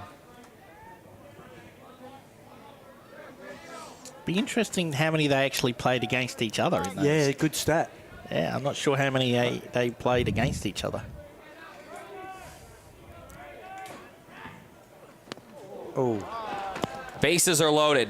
oh, that's So the championship run is aboard in Sam McGarry and Max Stagg. Boy, wouldn't this This would end a good year, wouldn't it? end this great season for Max Stagg, one that started playing his first full season. He made his A-grade debut last year just before Christmas in the season. Had a really nice second half, hit 2 home runs and a playoff campaign last year for West Torrens at just 16 years old. This year as a 17-year-old. Everyday player for West Torrens. A really nice Super League season. He ended up on the team of the year.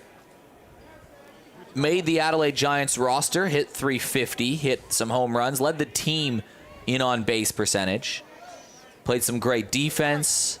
Was named to Team Australia Futures. Played here, made his Team Australia debut in front of the hometown fans. Later on, Max Stagg was named to that under-18 selection camp that will be trying to go to Florida for the under-18 World Cup in September. And in the playoffs, he has been arguably West Torrens' best player. 2 go-ahead and winning home runs in the first round versus Goodwood, and he can walk it off right here. There's probably not a lot more you can do in a year. You could hit a walk-off run to end. He's got 3 hits in Game 3, the championship decider, by the way. Is that good? Yeah. So even if he gets out here, 3 hits in a championship game, plays. But he's just had a fantastic year for a young man. He's turned 18 on Wednesday. He works really hard at what he's trying to do and knows what he wants to achieve, and he's had a fantastic year. Sure has.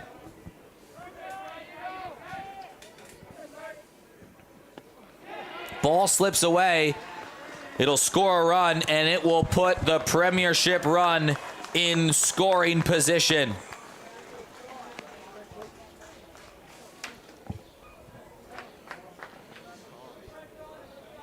McGarry's on the bases. No, they replaced McGarry with, looks like Allen.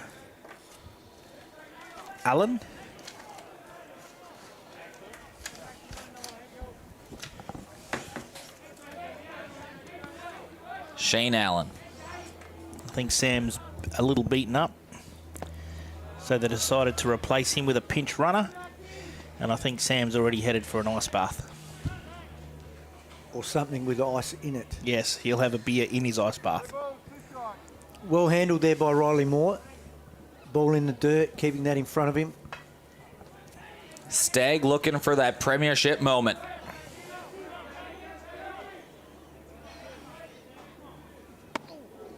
Rides inside, full count. Still no outs on the board.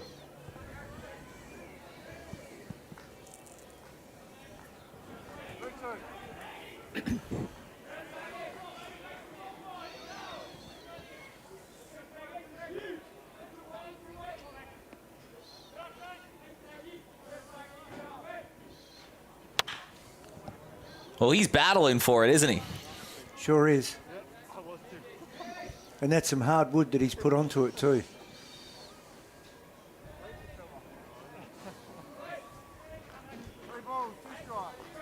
That Eagles dugout ready to explode.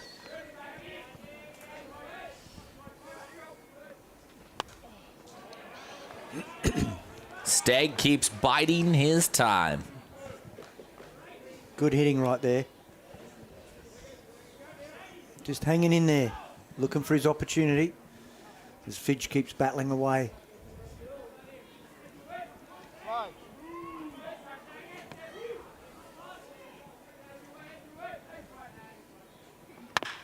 Up the middle, McGarry will score. Allen is getting the wave around. Is this the moment? There'll be a play at the plate, and he slides in safe. South Australia's most successful club is back on top. West Torrens 2022 premiers.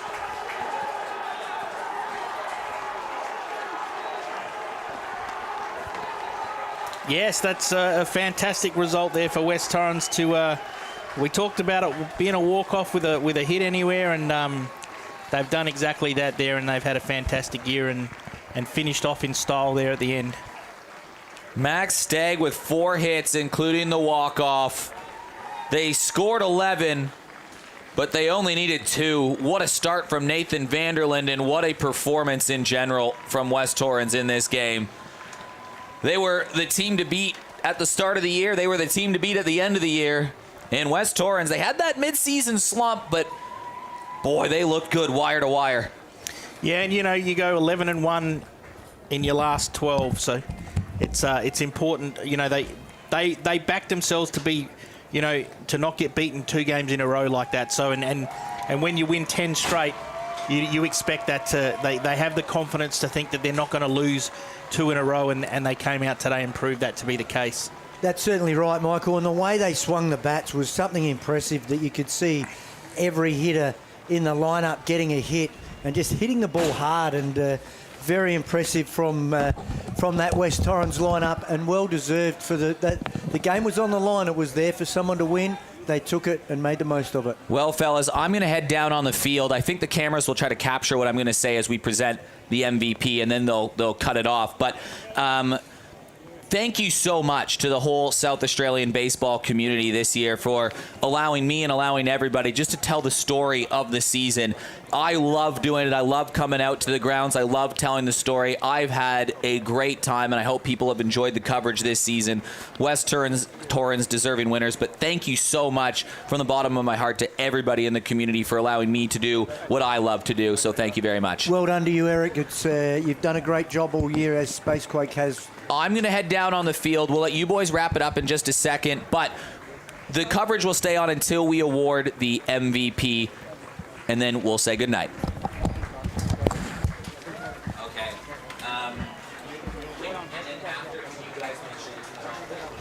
Well, there's a few players in the mix for the MVP, isn't there? There's a few players. A few shout-outs.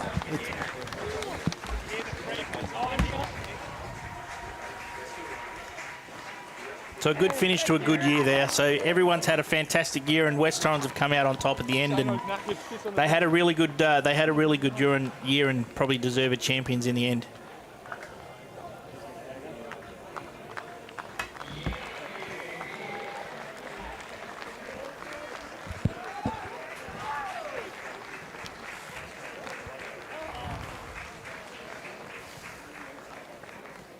Why now?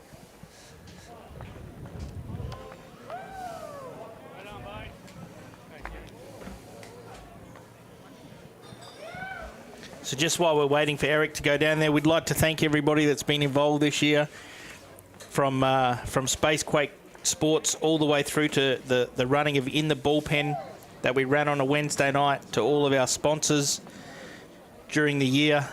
We couldn't do this without you guys as well, so we appreciate your support, and hopefully there's been some gains and benefits out of that as well.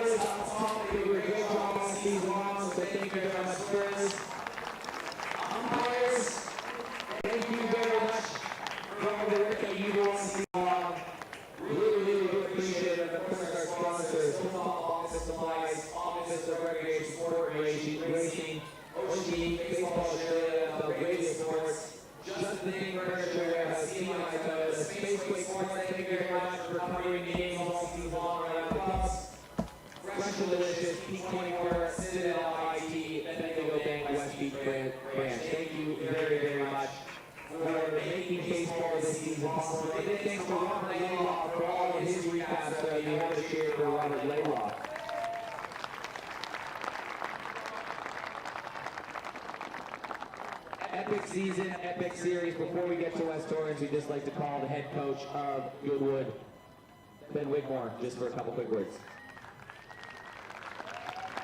Thanks, Eric. First of all, congratulations to Torrens and Ron and the West Torrens Baseball Club for a fantastic year. Obviously, epic battle league on the side of Torrens. We've had some epic battles over the last few years, and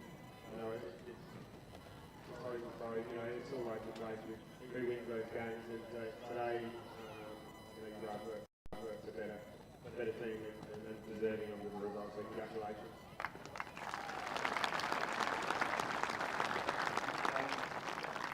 obviously to my guys, keep your chins up. We've had a hell of a season. On the back end of it, we've had some battles. We've had a few guys that have been beat up. So we've been able to stick together and achieve some pretty cool stuff. So chins up, congratulations, and it'll burn a little bit, but that just drives us for next year. So we'll celebrate our season a little bit later on tonight. So well done. Just quickly, obviously, I want to thank our supporters that come out each and every week, and rail hard or shine, they're out there backing us on, and we couldn't do it without you, and obviously the families that extend from that place was a big commitment. When we take the boys away, a couple of times a week, and then obviously over the weekends as well. And so, thank you to the families and supporters for all the support that you provide throughout the year too. Thank you. Ladies and gentlemen, let's hear it for Goodwood.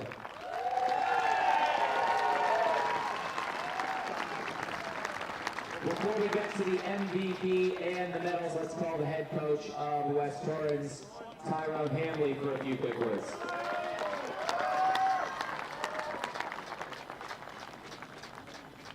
Firstly, Goodwood, Wiggy and the boys, we always love playing against you guys. Like Wiggy said, we've had some really good battles over the last 5-6 years. You've won your fair share, we've won our fair share, and we're going to stop what top is today. So congratulations on a good season, and we'll be seeing you again next year, I'm sure. So congratulations, guys. To my guys, we said it from day one. We believe we were good enough to do it. We had the bats, we had the bullpen, we had everything we need. We turned it on at the right time. So congratulations to all we've got here. Well done. Good job.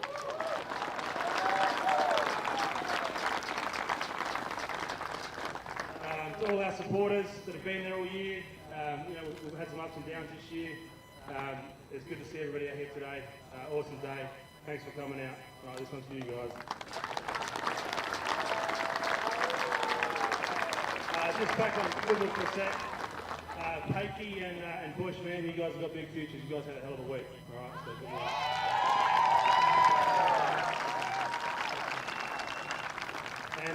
And lastly, we love playing here at West Beach. Thank you to everyone that was involved helping out today. I've got nothing else, boys. Congratulations. Well done.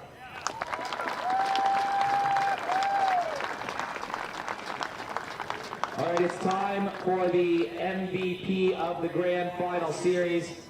Winners from West Torrens. There was a few contenders here because a few boys had a few big weekends, so a couple quick shout-outs. Tom McGarry kept driving in RBIs. Tyrone Hambley, excellent play at first base. You had a bunch of hits. Jasper Clark, big game one, big game today. Max Stagg, 4 hits in the walk-off. This kid's unbelievable. But the MVP of the series had a big start in game one with 8 strikeouts, 7 innings pitched. Had an RBI to tie the game last night. Mitch, in the home run today, Mitch Newborn.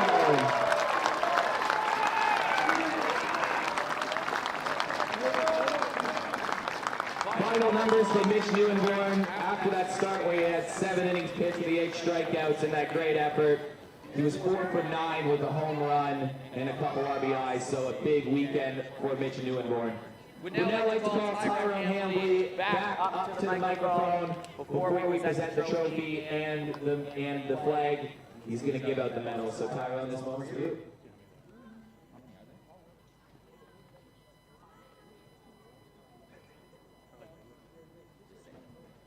All right, Nick George.